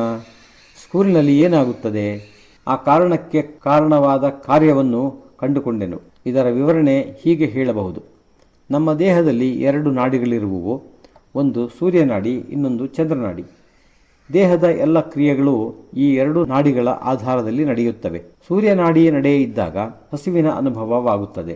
ಶರೀರವು ಭೋಜನವನ್ನು ಕೇಳುತ್ತದೆ. ಚಂದ್ರನಾಡಿ ನಡೆಯುವಾಗ ದೇಹ ನೀರನ್ನು ಬಯಸುತ್ತದೆ ಅಥವಾ ಲಘುಶಂಕ ಮೂತ್ರ ವಿಸರ್ಜನೆಗೆ ವೇಗ ಉಂಟಾಗುತ್ತದೆ. ಚಂದ್ರಮನು ಶೀತಲನಾಗಿರುವುದರಿಂದ ಶರೀರದಲ್ಲಿ ಶೀತ ಕಾರ್ಯಗಳು ಚಂದ್ರನಾಡಿಯ ನಡೆ ಇದ್ದಾಗ ಆಗುವು. ಅಗ್ನಿಯ ಕಾರ್ಯಗಳು ಸೂರ್ಯನಾಡಿಯ ನಡೆ ಇದ್ದಾಗ ಆಗುವು. ಮಗು ಶಾಲೆಗೆ ಹೋಗುವ ಮೊದಲು ಎಲ್ಲ ಕ್ರಿಯೆಗಳು ನಾಡಿಗಳ ಸಮಯದಲ್ಲಿ ನಡೆಯುತ್ತಿರುತ್ತದೆ. ಆಹಾರ ಪಚನೆಯಾದ ಮೇಲೆ ಶರೀರವು ಮಲತ್ಯಾಗ ಮಾಡಬೇಕಾಗುತ್ತದೆ. ಹೀಗೊಂದು ಕಲ್ಪನೆ ಮಾಡಿಕೊಳ್ಳಿ. ಒಂದು ಮಗು ನಿಮ್ಮ ಮಡಿಲಿನಲ್ಲಿ ಇದೆ. ನೀವು ಒಂದು ಯಾವುದೋ ಸಮಾರಂಭದಲ್ಲಿ ಭಾಗವಹಿಸಲು ಹೋಗಿರುವಿರಿ. ಸಮಾರಂಭದ ಒಳ್ಳೆಯ ಘಟ್ಟದಲ್ಲಿ ನಿಮ್ಮ ಮಗುವು ಮೂತ್ರ ವಿಸರ್ಜನೆ ಮಾಡುತ್ತದೆ. ನಿಮ್ಮ ಗೌರವದ ಕಡೆ ಮಗುವಿನ ಧ್ಯಾನ ಇರದು. ಮಗುವಿನ ಚಂದ್ರನಾಡಿ ನಡೆ ಆರಂಭವಾಯಿತು, ಮಗುವು ಮೂತ್ರ ವಿಸರ್ಜನೆ ಮಾಡುವುದೇ. ಸೂರ್ಯನಾಡಿ ಆರಂಭವಾದರೆ ಮಲವಿಸರ್ಜನೆಯನ್ನೂ ಮಾಡಬಹುದು. ಅದಕ್ಕೆ ಬೇರೇನೂ ಗಮನವಿರುವುದಿಲ್ಲ. ಶಾಲೆಗೆ ಹೋಗದ ಮಕ್ಕಳು ಈ ವೇಗ ನಿಯಂತ್ರಣವನ್ನು ಮಾಡುವ ಗೋಜಿಗೆ ಹೋಗುವುದಿಲ್ಲ. ಮಗು ಶಾಲೆಗೆ ಹೋಗಲಾರಂಭಿಸಿದರೆ ಈ 2 ನಾಡಿಗಳ ಕಾರ್ಯ ಅಸ್ತವ್ಯಸ್ತವಾಗುತ್ತದೆ. ಅದು ಹೇಗಾಗುತ್ತದೆ ಎಂದು ನಾನು ಗಮನಿಸಿದೆ. ಸಣ್ಣ ಮಕ್ಕಳು ಪ್ರತಿ ಗಂಟೆಗಳಿಗೊಮ್ಮೆ ಮೂತ್ರ ವಿಸರ್ಜನೆ ಮಾಡುತ್ತಾರೆ. ಕ್ಲಾಸ್ ರೂಮ್ನಲ್ಲಿ ಮಗು ಕುಳಿತಿದೆ. ಮೇಷ್ಟ್ರು ಕೋಲ್ ಹಿಡಿದು ಕುಳಿತಿದ್ದಾರೆ. ಮಗು ಭಯದಿಂದ ಕೇಳುತ್ತದೆ, ಮ್ಯಾಮ್ 1 2 ಎಂದು. ಮೇಡಮ್ ಕೋಲ್ ಬಡಿದು ಇನ್ನೂ ಗಂಟೆ ಹೊಡೆದಿಲ್ಲ, ಕೂತ್ಕೋ ಎನ್ನುವರು. ಮೇಡಮ್ಗೆ ಗೊತ್ತಿಲ್ಲ ಮಗುವಿನ ಚಂದ್ರನಾಡಿ ಪ್ರಾರಂಭವಾಗಿದೆ, ಮಗುವಿಗೆ ಅದರ ಬಾಧೆ ತೀರಿಸಿಕೊಳ್ಳಲು ಬಿಡಬೇಕು ಎಂದು. ಸೂರ್ಯನಾಡಿ ಜಾಗೃತವಾಗಿದ್ದಾಗ ಮಲವಿಸರ್ಜನೆಗೆ ಅವಸರವಾಗುತ್ತದೆ ಮಕ್ಕಳಿಗೆ. ಆದರೆ ಬೆಲ್ ಹೊಡೆಯದೆ ಯಾವುದೂ ಆಗುವಂತಿಲ್ಲ. ಮಕ್ಕಳಲ್ಲಿ ಭಯದಿಂದ ಈ ನಾಡಿಗೆ ಅನುಗುಣವಾಗಿ ದೇಹಕ್ರಿಯೆ ನಡೆಯುವುದು ಯಾವಾಗ ವಿಚಲಿತವಾಯಿತೋ ಆಗ ದೇಹದಲ್ಲಿ ಪಚನೆಯ ಕ್ರಿಯೆಯು ಬಾಧಿತವಾಗುವುದು. ಆಗ ದೇಹದಲ್ಲಿ ಯಾವಾಗಲೇ ಆದರೂ ಹಾಲನ್ನು ಪಚನೆ ಮಾಡಬಲ್ಲ ರಸ ಉತ್ಪಾದನೆ ಸ್ರವಿಸದು. ನಮ್ಮ ದೇಹದಲ್ಲಿ 1700 ಪ್ರಕಾರದ ಪಾಚಕ ರಸಗಳು ಸ್ರವಿಸುತ್ತವೆ. ನಾವು ಹಾಲು ಕುಡಿದರೆ ಅದಕ್ಕೆ ಬೇಕಾದ ಪಾಚಕ ರಸಗಳು ಸ್ರವಿಸುತ್ತದೆ. ಮಾವಿನ ಹಣ್ಣು ಸೇವಿಸಿದರೆ ಅದರ ಜೀರ್ಣಕ್ರಿಯೆಗೆ ಬೇಕಾದ ಪಾಚಕ ರಸವನ್ನು ಸ್ರವಿಸುತ್ತದೆ. ಗೋಧಿಯ ಚಪಾತಿ, ಜೋಳದ ರೊಟ್ಟಿಗಳಿಗೂ ಹೀಗೆ ಬೇರೆ ಬೇರೆ ಪಾಚಕ ರಸಗಳು ಸ್ರವಿಸುತ್ತವೆ. ಇವೆಲ್ಲವೂ ಸೂರ್ಯ ಚಂದ್ರ ನಾಡಿಗಳ ಆಧಾರವಾಗಿ ಜಠರದಲ್ಲಿ ಸ್ರವಿತವಾಗುತ್ತದೆ. ನಾಡಿಗಳಿಗೆ ಅನುಸಾರವಾಗಿ ನಡೆಯಬೇಕಾದ ಕ್ರಿಯೆಯಲ್ಲಿ ವ್ಯತ್ಯಾಸವಾದಾಗ ಪಾಚಕರಸದ ಉತ್ಪಾದನೆಯಲ್ಲಿ ವ್ಯತ್ಯಾಸವಾಗುತ್ತದೆ. ಶಾಲೆಗೆ ಹೋಗದ ಮಕ್ಕಳಲ್ಲಿ ದಿನದಲ್ಲಿ ಯಾವಾಗಲಾದರೂ ಹಾಲು ಕುಡಿಸಿ ಅದು ಪಚನೆಯಾಗುತ್ತದೆ. ಮಕ್ಕಳು ಶಾಲೆಗೆ ಹೋಗಲಾರಂಭಿಸಿದ ಮೇಲೆ ಹಾಲು ಅವರ ದೇಹದಲ್ಲಿ ಪಚನೆಗೊಳ್ಳದು. ಪಚನೆ ಸರಿಯಾಗಿ ಆಗದ ಹಾಲು ಬಹಳಷ್ಟು ಉಪದ್ರವ ಮಾಡಬಹುದು. ದೊಡ್ಡವರಿಗೆ ವಾಗ್ಭಟರು ದಿನದಲ್ಲಿ ಹಾಲು ಕುಡಿಯಲೇಬೇಡಿ ಎಂದು ಹೇಳಿದ್ದಾರೆ. ನಿಮ್ಮ ದೈನಂದಿನ ಚಟುವಟಿಕೆಗಳು ನಾಡಿಗಳ ಆಧಾರದ ಮೇಲೆ ನಡೆಯುವುದಿಲ್ಲ. ನಿಮಗೆ ಲಘುಶಂಕೆಯ ವೇಗ ಉಂಟಾದ ನೀವು ಅನೇಕ ಸಂದಿಗ್ಧ ಸಂದರ್ಭಗಳಲ್ಲಿ ಇದ್ದು ಲಘುಶಂಕೆಯ ವೇಗವನ್ನು ಹತ್ತಿಕ್ಕಬೇಕಾಗಬಹುದು. ಸರಿಯಾದ ಅವಕಾಶ ದೊರೆಯುವಷ್ಟರಲ್ಲಿ ನಾಡಿಯ ಗತಿಯೇ ಬದಲಾಗಿ ಹೋಗಿರುತ್ತದೆ. ಇವೆಲ್ಲವೂ ಅನಿವಾರ್ಯವಾಗಿದ್ದು ಈ ಕಾರಣಗಳಿಂದಾಗಿ ದೊಡ್ಡವರಿಗೆ ವಾಗ್ಭಟರು ದಿನದಲ್ಲಿ ಹಾಲು ಕುಡಿಯಲೇಬೇಡಿರಿ ಎಂದು ಹೇಳಿದ್ದಾರೆ. ಹಾಲು ಕುಡಿಯಬೇಕೆಂದಾದರೆ ಸೂರ್ಯ ಮುಳುಗಿದ ಮೇಲೆ ಕುಡಿಯಿರಿ. ಹಾಲನ್ನು ಸೇವಿಸಲು ಒಂದು ಸೂತ್ರವನ್ನು ನೀಡಿರುವರು. ಹಾಲನ್ನು ಎಂದೂ ನಿಂತುಕೊಂಡು ಸೇವಿಸಿರಿ, ಕುಳಿತು ಸೇವಿಸಬೇಡಿ ಎಂದು. ಅದೇ ನೀರಿನ ವಿಚಾರದಲ್ಲಿ ನೀರನ್ನು ಎಂದೂ ನಿಂತುಕೊಂಡು ಸೇವಿಸಬೇಡಿ, ಕುಳಿತುಕೊಂಡೇ ಸೇವಿಸಿ ಎಂದು ಹೇಳಿದ್ದಾರೆ. ನೀರನ್ನು ಕುಳಿತು ಸೇವಿಸಿದರೆ ಏನಾಗುತ್ತದೆ ಎನ್ನುವುದನ್ನು ಕುರಿತ ವಿಶ್ಲೇಷಣೆ ಎಂದರೆ, ನೀರು ಅತ್ಯಂತ ತರಳವಾಗಿದ್ದು ನಮ್ಮ ದೇಹದೊಳಗೆ ವೇಗವಾಗಿ ಪ್ರವಹಿಸಿ ನಮ್ಮ ಅಂಗಗಳಿಗೆ ನಷ್ಟವನ್ನುಂಟು ಮಾಡುವುದು. ಆದರೆ ಹಾಲು ಅಷ್ಟು ತರಳವಲ್ಲದ ದ್ರವ.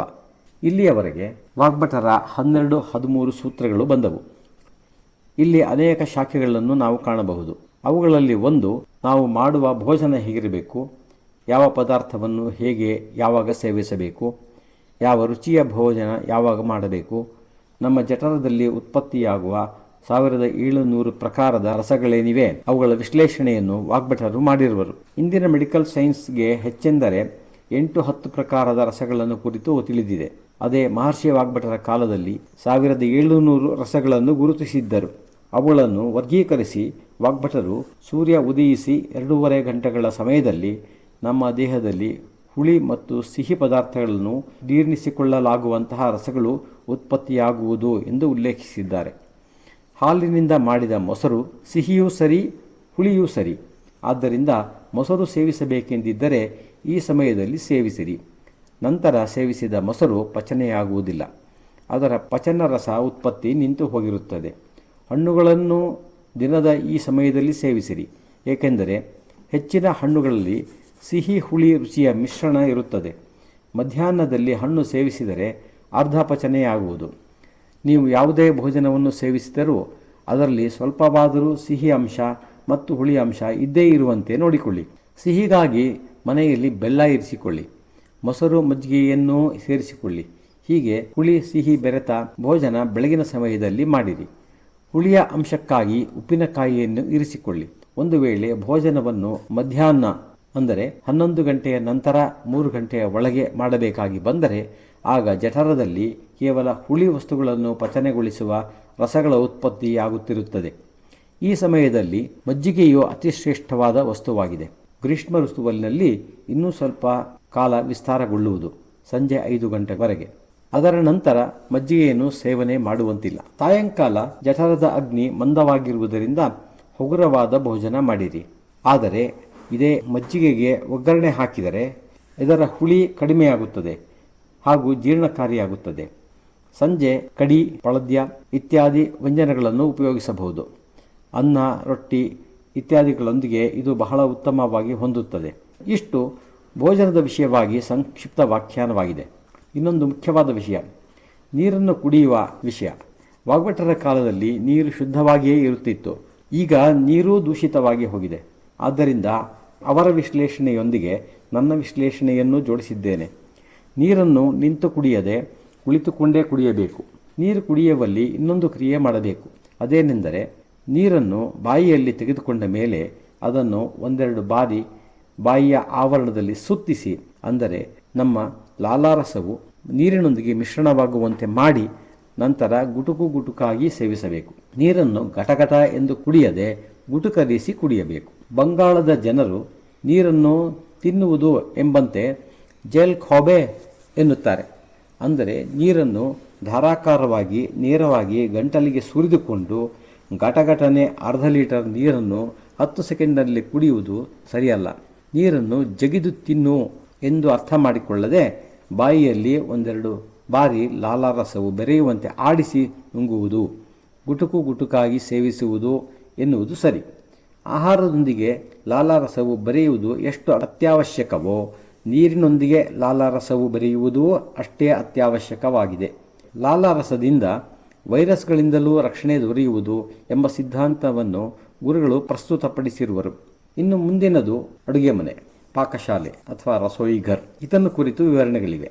ಭೋಜನ ಮಾಡುವೆವು, ನೀರು ಕುಡಿಯುವೆವು, ಆದರೆ ಭೋಜನ ಸಿದ್ಧಪಡಿಸುವುದು ಹೇಗೆ? ಮಹರ್ಷಿ ವಾಗ್ಭಟರ ಪ್ರಕಾರ ಭೋಜನ ಸಿದ್ಧಪಡಿಸುವಾಗ ಅದಕ್ಕೆ ಸೂರ್ಯಪ್ರಕಾಶ ಮತ್ತು ಪವನ ಸ್ಪರ್ಶ ಅಂದರೆ ಗಾಳಿಯ ಸ್ಪರ್ಶ ದೊರೆಯಬೇಕು ಎಂದಿದ್ದಾರೆ.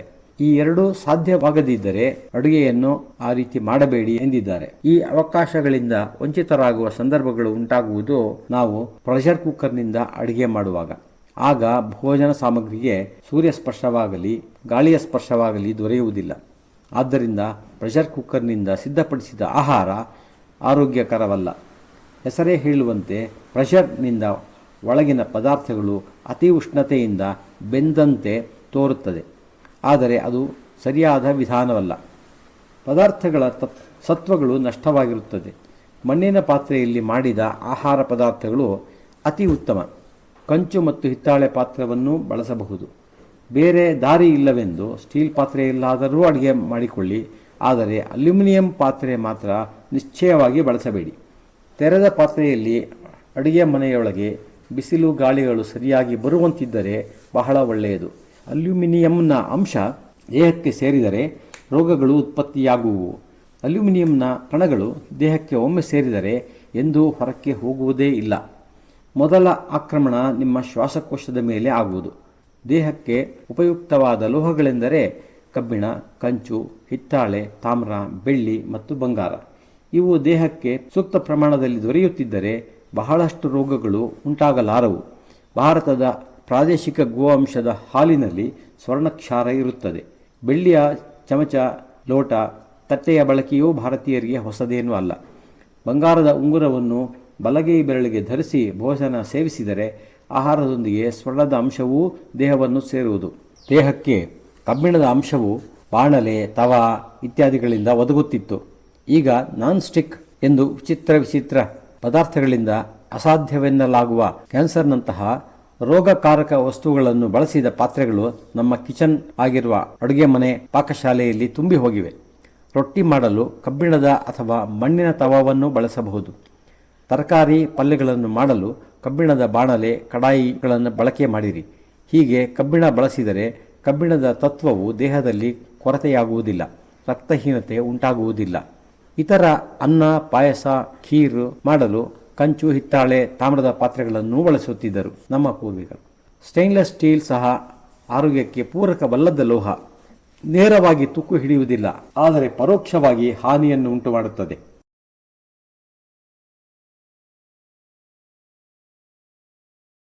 ಇನ್ನು ಹಲವು ದವಸ ಧಾನ್ಯಗಳು ಬೇಯುವ ಸಮಯವನ್ನು ಕುರಿತ ವಿಚಾರ. ಯಾವುದೇ ಧಾನ್ಯ ಬೆಳೆಯಾದರೂ ಅದು ಎಷ್ಟು ಸಮಯ ಫಲ ನೀಡಲು ಬೇಕಾಗುವುದೋ ಅದರ ಮೇಲೆ ಅದು ಬೇಯಲು ತೆಗೆದುಕೊಳ್ಳುವ ಸಮಯವನ್ನು ಹೇಳುತ್ತದೆ. ಕಡಿಮೆ ಸಮಯದಲ್ಲಿ ಫಲ ನೀಡುವ ಧಾನ್ಯವಾದರೆ ಅದು ಬೇಗ ಬೇಯುವುದು. ದೀರ್ಘಕಾಲದಲ್ಲಿ ಫಲ ನೀಡುವ ಧಾನ್ಯವಾದರೆ ಬೇಯಲು ಹೆಚ್ಚು ಸಮಯ ತೆಗೆದುಕೊಳ್ಳುತ್ತದೆ. ತೊಗರಿಯು 9 ರಿಂದ 10 ತಿಂಗಳ ನಂತರ ಫಲ ನೀಡುತ್ತದೆ. ಆದ್ದರಿಂದ ಬೇಯಲು ಸಹ ಸಮಯ ಹೆಚ್ಚು ತೆಗೆದುಕೊಳ್ಳುತ್ತದೆ. ಹೆಸರುಬೇಳೆ 6 ತಿಂಗಳಲ್ಲಿ ಬೆಳೆದು ಬರುವುದರಿಂದ ಕಡಿಮೆ ಸಮಯದಲ್ಲಿ ಬೇಯುವುದು. ಹೀಗೆಯೇ ನಾವು ಸೇವಿಸಿದ ಮೇಲೆಯೂ ಅವು ಜೀರ್ಣಗೊಳ್ಳಲು ಅದೇ ಅನುಪಾತದ ಸಮಯವನ್ನು ತೆಗೆದುಕೊಳ್ಳುವು. ಅನ್ನ, ರೊಟ್ಟಿಗಾಗಿ ಅನೇಕ ಧಾನ್ಯಗಳಿವೆ. ಅಕ್ಕಿಯ ಹಲವು ಪ್ರಕಾರಗಳಿದ್ದು ಹೊಳಪು ನೀಡಿರದ ಯಾವುದಾದರೂ ಅಕ್ಕಿಯನ್ನು ಬಳಸಬಹುದು. ಸಿರಿಧಾನ್ಯದಲ್ಲಿ 9 ಪ್ರಕಾರಗಳಿವೆ. ನಾವು ರೊಟ್ಟಿಗಾಗಿ ಆಯ್ಕೆ ಮಾಡಿಕೊಳ್ಳಲು. ನೀವು ರೊಟ್ಟಿಯೊಂದಿಗೆ ಅನ್ನ, ದಲಿಯಾ, ಹುಗ್ಗಿಗಳನ್ನು ಹೋಲಿಸಿ ನೋಡಿದರೆ ವಾಗ್ಭಟ್ಟರು ಅನ್ನ, ಹುಗ್ಗಿ, ದಲಿಯಾಗಳ ಸೇವನೆ ಮಾಡಲು ಸೂಚಿಸುತ್ತಾರೆ. ರೊಟ್ಟಿ ಸೇವನೆಯ ಪರವಾಗಿ ಅವರು ಹೇಳಿಲ್ಲ. ಅಷ್ಟು ತೊಂದರೆ ನೀಡಬಲ್ಲದು ರೊಟ್ಟಿ. ಗೋಧಿ ಬಿಟ್ಟರೆ ಅನೇಕ ರೊಟ್ಟಿಗಳ ಸೇವನೆಗೆ ಅವಕಾಶವಿದೆ. ಆದರೆ ಯಾವ ರೊಟ್ಟಿಯೂ ಇಂಗಾಲದಿಂದ ಮುಕ್ತವಾಗಿಲ್ಲ. ಹೇಗೆ ಮಾಡಿದರೂ ರೊಟ್ಟಿಯ ಒಂದು ಅಂಶ ಅಗ್ನಿಯ ಪ್ರಭಾವದಿಂದ ಇಂಗಾಲ ಆಗಿಯೇ ಆಗುತ್ತದೆ. ರೊಟ್ಟಿಗಿಂತ ಅನ್ನದ ಸೇವನೆ ಸುರಕ್ಷಿತ. ಕ್ಯಾನ್ಸರ್ಗೆ ಕಾರಣ ಶರೀರದಲ್ಲಿ ಇಂಗಾಲಾಂಶ ಹೆಚ್ಚಿ ಪ್ರಾಣವಾಯುವಿನ ಅಂಶ ಕುಂಠಿತವಾಗುವುದು. ನೀರಿಲ್ಲದೆ ಹುರಿದ ಎಣ್ಣೆಯೊಂದಿಗೆ ಬೇಯಿಸಲಾದ ತರಕಾರಿಯೂ ಅಷ್ಟು ಸುರಕ್ಷಿತವಲ್ಲ. ನೀರಿನಲ್ಲಿ ಬೆಂದ ತರಕಾರಿ ಹೆಚ್ಚು ಸುರಕ್ಷಿತ ಎಂದಿದ್ದಾರೆ ವಾಗ್ಭಟರು. ಇಲ್ಲಿ ನನ್ನ ಒಂದು ವಿಚಾರವನ್ನು ಮಂಡಿಸುವೆ. ಯಾವುದೇ ತರಕಾರಿಯಾದರೂ ಅದರಲ್ಲಿಯೇ ಇರುವ ನೀರಿನ ಅಂಶವನ್ನು ಬಳಸಿ ಬೇಯಿಸಿದ್ದಾದರೂ ಸೇವಿಸಲು ಒಳ್ಳೆಯದೇ. ಮೊದಲು ತರಕಾರಿಯನ್ನು ಬಾಣಲೆಯಲ್ಲಿ ಇಟ್ಟು ಸಣ್ಣ ಉರಿಯ ಮೇಲೆ ಸ್ವಲ್ಪ ಹೊತ್ತು ಅದರದ್ದೇ ಆವಿಯಲ್ಲಿ ಬೇಯಿಸುವುದು. ನಂತರ ಮುಚ್ಚಳ ತೆಗೆದು ತಕ್ಕಷ್ಟು ಉಪ್ಪು ಬೆರೆಸುವುದು. ನಂತರ ಸ್ವಲ್ಪ ಹೊತ್ತು ಮುಚ್ಚಿರಿಸುವುದು. ತರಕಾರಿಯು ಇನ್ನೂ ಬೇಯುವುದು. ನಂತರ ಮುಚ್ಚಳ ತೆಗೆದು ಔಷಧಿ ಅಂದರೆ ಅರಿಶಿಣ, ಕೊತ್ತಂಬರಿ ಇತ್ಯಾದಿಗಳನ್ನು ಬೆರೆಸಿ ಬೇಗನೆ ಒಲೆಯ ಮೇಲಿಂದ ಕೆಳಗೆ ಇಳಿಸಬಹುದು. ಔಷಧಿಗಳನ್ನು ಹೆಚ್ಚು ಕಾಲ ಉರಿಯ ಮೇಲೆ ಇಡಬೇಡಿರಿ. ಮಸಾಲೆಗಳು ನಮ್ಮ ದೇಹಕ್ಕೆ ಅಮೂಲ್ಯ ಔಷಧಿಗಳು, ಅವುಗಳನ್ನು ಸುಡಬೇಡಿರಿ. ತರಕಾರಿ ಬೆಂದ ಮೇಲೆ ಕೈ ಆಡಿಸಿ ಮುಚ್ಚಿಡಿ. ಹೀಗೆ ರಸಪೂರಿತ ವ್ಯಂಜನ ಸಿದ್ಧಪಡಿಸುವುದು ಅಭ್ಯಾಸ ಮಾಡಿಕೊಂಡರೆ ಉತ್ತಮ. ಈ ದೇಹವು ರಸದಿಂದ ನಡೆಯುತ್ತದೆ. ಆದ್ದರಿಂದ ರಸಪೂರಿತ ಅಡಿಗೆ ಮಾಡುವುದನ್ನು ರೂಢಿಸಿಕೊಳ್ಳಿ. ಇದರಿಂದ ದೇಹದ ಆರೋಗ್ಯವು ಉತ್ತಮವಾಗುತ್ತದೆ. ಇವುಗಳು ಅಡಿಗೆ ಮನೆಯ ವಿಚಾರದಲ್ಲಿ ಕೆಲವು ಕಿವಿ ಮಾತುಗಳು. ಇವುಗಳನ್ನು ಪದ್ಧತಿಯಾಗಿಸಿಕೊಂಡರೆ ಉತ್ತಮ ಆರೋಗ್ಯ ಹೊಂದಬಹುದು. ಅದಕ್ಕೆ ಉದಾಹರಣೆಯಾಗಿ ಅನಾರೋಗ್ಯಕ್ಕೆ ತುತ್ತಾಗದ ನನ್ನ ಜೀವನವೇ ಇದೆ. ನೀವು ಸರಿಯಾದ ಸಮಯದಲ್ಲಿ ಎದ್ದೇಳುವುದು, ನಿತ್ಯ ಕರ್ಮಗಳನ್ನು ನಡೆಸುವುದು, ಸ್ನಾನ ಉಪಹಾರ ಭೋಜನಗಳನ್ನು ಸರಿಯಾದ ಸಮಯದಲ್ಲಿ ಮಾಡುವುದು, ಮಧ್ಯಾಹ್ನದ ಸಮಯದಲ್ಲಿ ವಿಪರೀತ ಬೇಗ ಇದ್ದಲ್ಲಿ ವಿಶ್ರಾಂತಿ ಹೊಂದಬಹುದು. ಆದರೆ ನಿದ್ರಿಸದಿರುವುದು ಒಳ್ಳೆಯದು. ನಿದ್ರಿಸಿದರೆ ದೇಹದಲ್ಲಿ ಕೊಬ್ಬು ಹೆಚ್ಚಾಗುವುದು. ಭೋಜನ, ಜಲಸೇವನೆ ಇತ್ಯಾದಿ ನಿಯಮಗಳ ಪಾಲನೆ ಅತಿ ಮುಖ್ಯ. ಅಂದರೆ ಮನುಷ್ಯರಲ್ಲಿ ಒಬ್ಬೊಬ್ಬರಲ್ಲಿಯೂ ಹಲ್ಲುಗಳ ಸಂಖ್ಯೆ ಬೇರೆ ಬೇರೆಯಾಗಿರುತ್ತದೆ. ಕೆಲವರಲ್ಲಿ 32, ಕೆಲವರಲ್ಲಿ 30, ಕೆಲವರಲ್ಲಿ 28 ಇತ್ಯಾದಿಯಾಗಿ. ಅದು ಏಕೆಂದು ತಿಳಿದಿದೆಯೇ? ಅದು ವ್ಯಕ್ತಿಯ ಜಠರಾಗ್ನಿಯ ಬಲವನ್ನು ಸೂಚಿಸುತ್ತದೆ. ಜಠರಾಗ್ನಿ ಕಡಿಮೆ ಇದ್ದಲ್ಲಿ ಹಲ್ಲುಗಳ ಸಂಖ್ಯೆ ಹೆಚ್ಚಾಗಿರುತ್ತದೆ. ಜಠರಾಗ್ನಿ ಹೆಚ್ಚಾಗಿದ್ದರೆ ಹಲ್ಲುಗಳ ಸಂಖ್ಯೆ ಕಡಿಮೆಯಾಗಿರುತ್ತದೆ. ಆದ್ದರಿಂದ ಎಷ್ಟು ಹಲ್ಲುಗಳಿವೆಯೋ ಅಷ್ಟು ಬಾರಿ ಜಗಿದು ಆಹಾರವನ್ನು ಸೇವಿಸಿರಿ. ಇಲ್ಲಿಗೆ ದಿನಚರ್ಯೆಯ ಅಧ್ಯಾಯವನ್ನು ಮುಕ್ತಾಯ ಮಾಡುತ್ತಿದ್ದೇನೆ. ಈ ಅಧ್ಯಾಯದಲ್ಲಿ 18ರಿಂದ 20 ಸೂತ್ರಗಳು ಬಂದಿವೆ. ಇವುಗಳಲ್ಲಿ ಅರ್ಧದಷ್ಟನ್ನಾದರೂ ಪಾಲನೆ ಮಾಡಿದರೆ ನೀವು ನಿರೋಗಿಯಾದ ಜೀವನ ನಡೆಸುವಿರೆಂದು ನಿಶ್ಚಿತವಾಗಿ ಹೇಳಬಲ್ಲೆ. ಈಗ ಪ್ರಶ್ನೋತ್ತರ ಸಮಯ. ಪ್ರಶ್ನೆ 1. ನಂದಿಯ ಮೂತ್ರದ ಉಪಯುಕ್ತತೆ ಏನು ಗುರುಗಳೇ? ಉತ್ತರ: ನಂದಿಯ ಮೂತ್ರವು ಅತ್ಯಂತ ಉಪಯುಕ್ತವಾದುದು.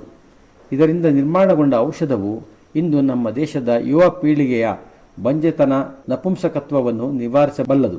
ಶೂನ್ಯ ವೀರ್ಯಾಣು ನಿರ್ಮಾಣದ ವರದಿ ಪಡೆದ ವ್ಯಕ್ತಿಯೂ ಮಕ್ಕಳನ್ನು ಹೊಂದಬಲ್ಲಂತೆ ಮಾಡುತ್ತದೆ ಈ ಔಷಧಿ. ಅಂತಹ ಅನೇಕ ಸಂದರ್ಭಗಳ ಪ್ರಯೋಗ ಫಲದ ವರದಿ ನಮ್ಮಲ್ಲಿದೆ. ನಂದಿಯ ಮೂತ್ರದ ಔಷಧ ನಿರ್ಮಾಣ ನಿಯೋಜಿತವಾಗಿ ಮಾಡಲಾರಂಭಿಸಿದರೆ ಗೋಮೂತ್ರಕ್ಕಿಂತ ಹೆಚ್ಚಿನ ಬೆಲೆಯುಳ್ಳದ್ದಾಗಿ ನಿರೂಪಿತವಾಗುವುದು. ಪ್ರಶ್ನೆ 2. ವಿರುದ್ಧಾಹಾರದ ವಿಚಾರ ವಿಸ್ತಾರವಾಗಿ ತಿಳಿಸಿ. ಉತ್ತರ: ಪ್ರತಿದಿನವೂ ನಾವು ವಿರುದ್ಧಾಹಾರ ಸೇವನೆ ಮಾಡುತ್ತಲೇ ಇರುತ್ತೇವೆ. ಅವುಗಳಲ್ಲಿ ಮುಖ್ಯವಾದುದು ಹಾಲು ಅಥವಾ ಹಾಲಿನಿಂದ ಮಾಡಿದ ಪದಾರ್ಥಗಳೊಂದಿಗೆ ಉಪ್ಪು, ಖಾರ ಹೊಂದಿರುವ ಪದಾರ್ಥಗಳ ಸೇವನೆ ಮುಖ್ಯವಾದುದಾಗಿದೆ. ಚಹಾದೊಂದಿಗೆ ಬಿಸ್ಕೆಟ್ ಎಲ್ಲಕ್ಕಿಂತ ಅಪಾಯಕಾರಿ. ಹಾಲಿನೊಂದಿಗೆ ಹುಳಿ, ಖಾರದ ವಸ್ತುಗಳ ಸೇವನೆ. ಪನೀರ್ ಎಲ್ಲಕ್ಕಿಂತ ದೊಡ್ಡ ವಿರುದ್ಧಾಹಾರ. ಇವುಗಳಿಂದ ದೂರಾಗಿರುವುದೇ ಮೇಲು. ಪ್ರಶ್ನೆ 3. ಗಿಣ್ಣದ ಹಾಲಿನ ಬಗ್ಗೆ ಹೇಳಿರಿ. ಉತ್ತರ: ಗೋಮಾತೆ ಕರುವನ್ನು ಕೊಟ್ಟ ಮೇಲೆ ನೀಡುವ ಹಾಲು ಗಿಣ್ಣದ ಹಾಲು ಎಂದು ತಿಳಿಯಲಾಗಿದೆ. ಅದು ಬಹಳ ಪೌಷ್ಟಿಕವಾದದ್ದಾಗಿದೆ. ಆದರೆ ಅದು ಕರುವಿಗಾಗಿಯೇ ಇದೆ. ಆದರೆ ಕರುವಿಗೂ ಆಗಿ ಉಳಿದರೆ ಆ ಹಾಲನ್ನು ನಾವು ಬಳಸಿಕೊಳ್ಳಬಹುದು. ಬಾಲಕರಿಗೆ ಈ ಹಾಲನ್ನು ಸೇವನೆಗೆ ಕೊಡಬಹುದು, ವಯಸ್ಕರಿಗೆ ಬೇಡ.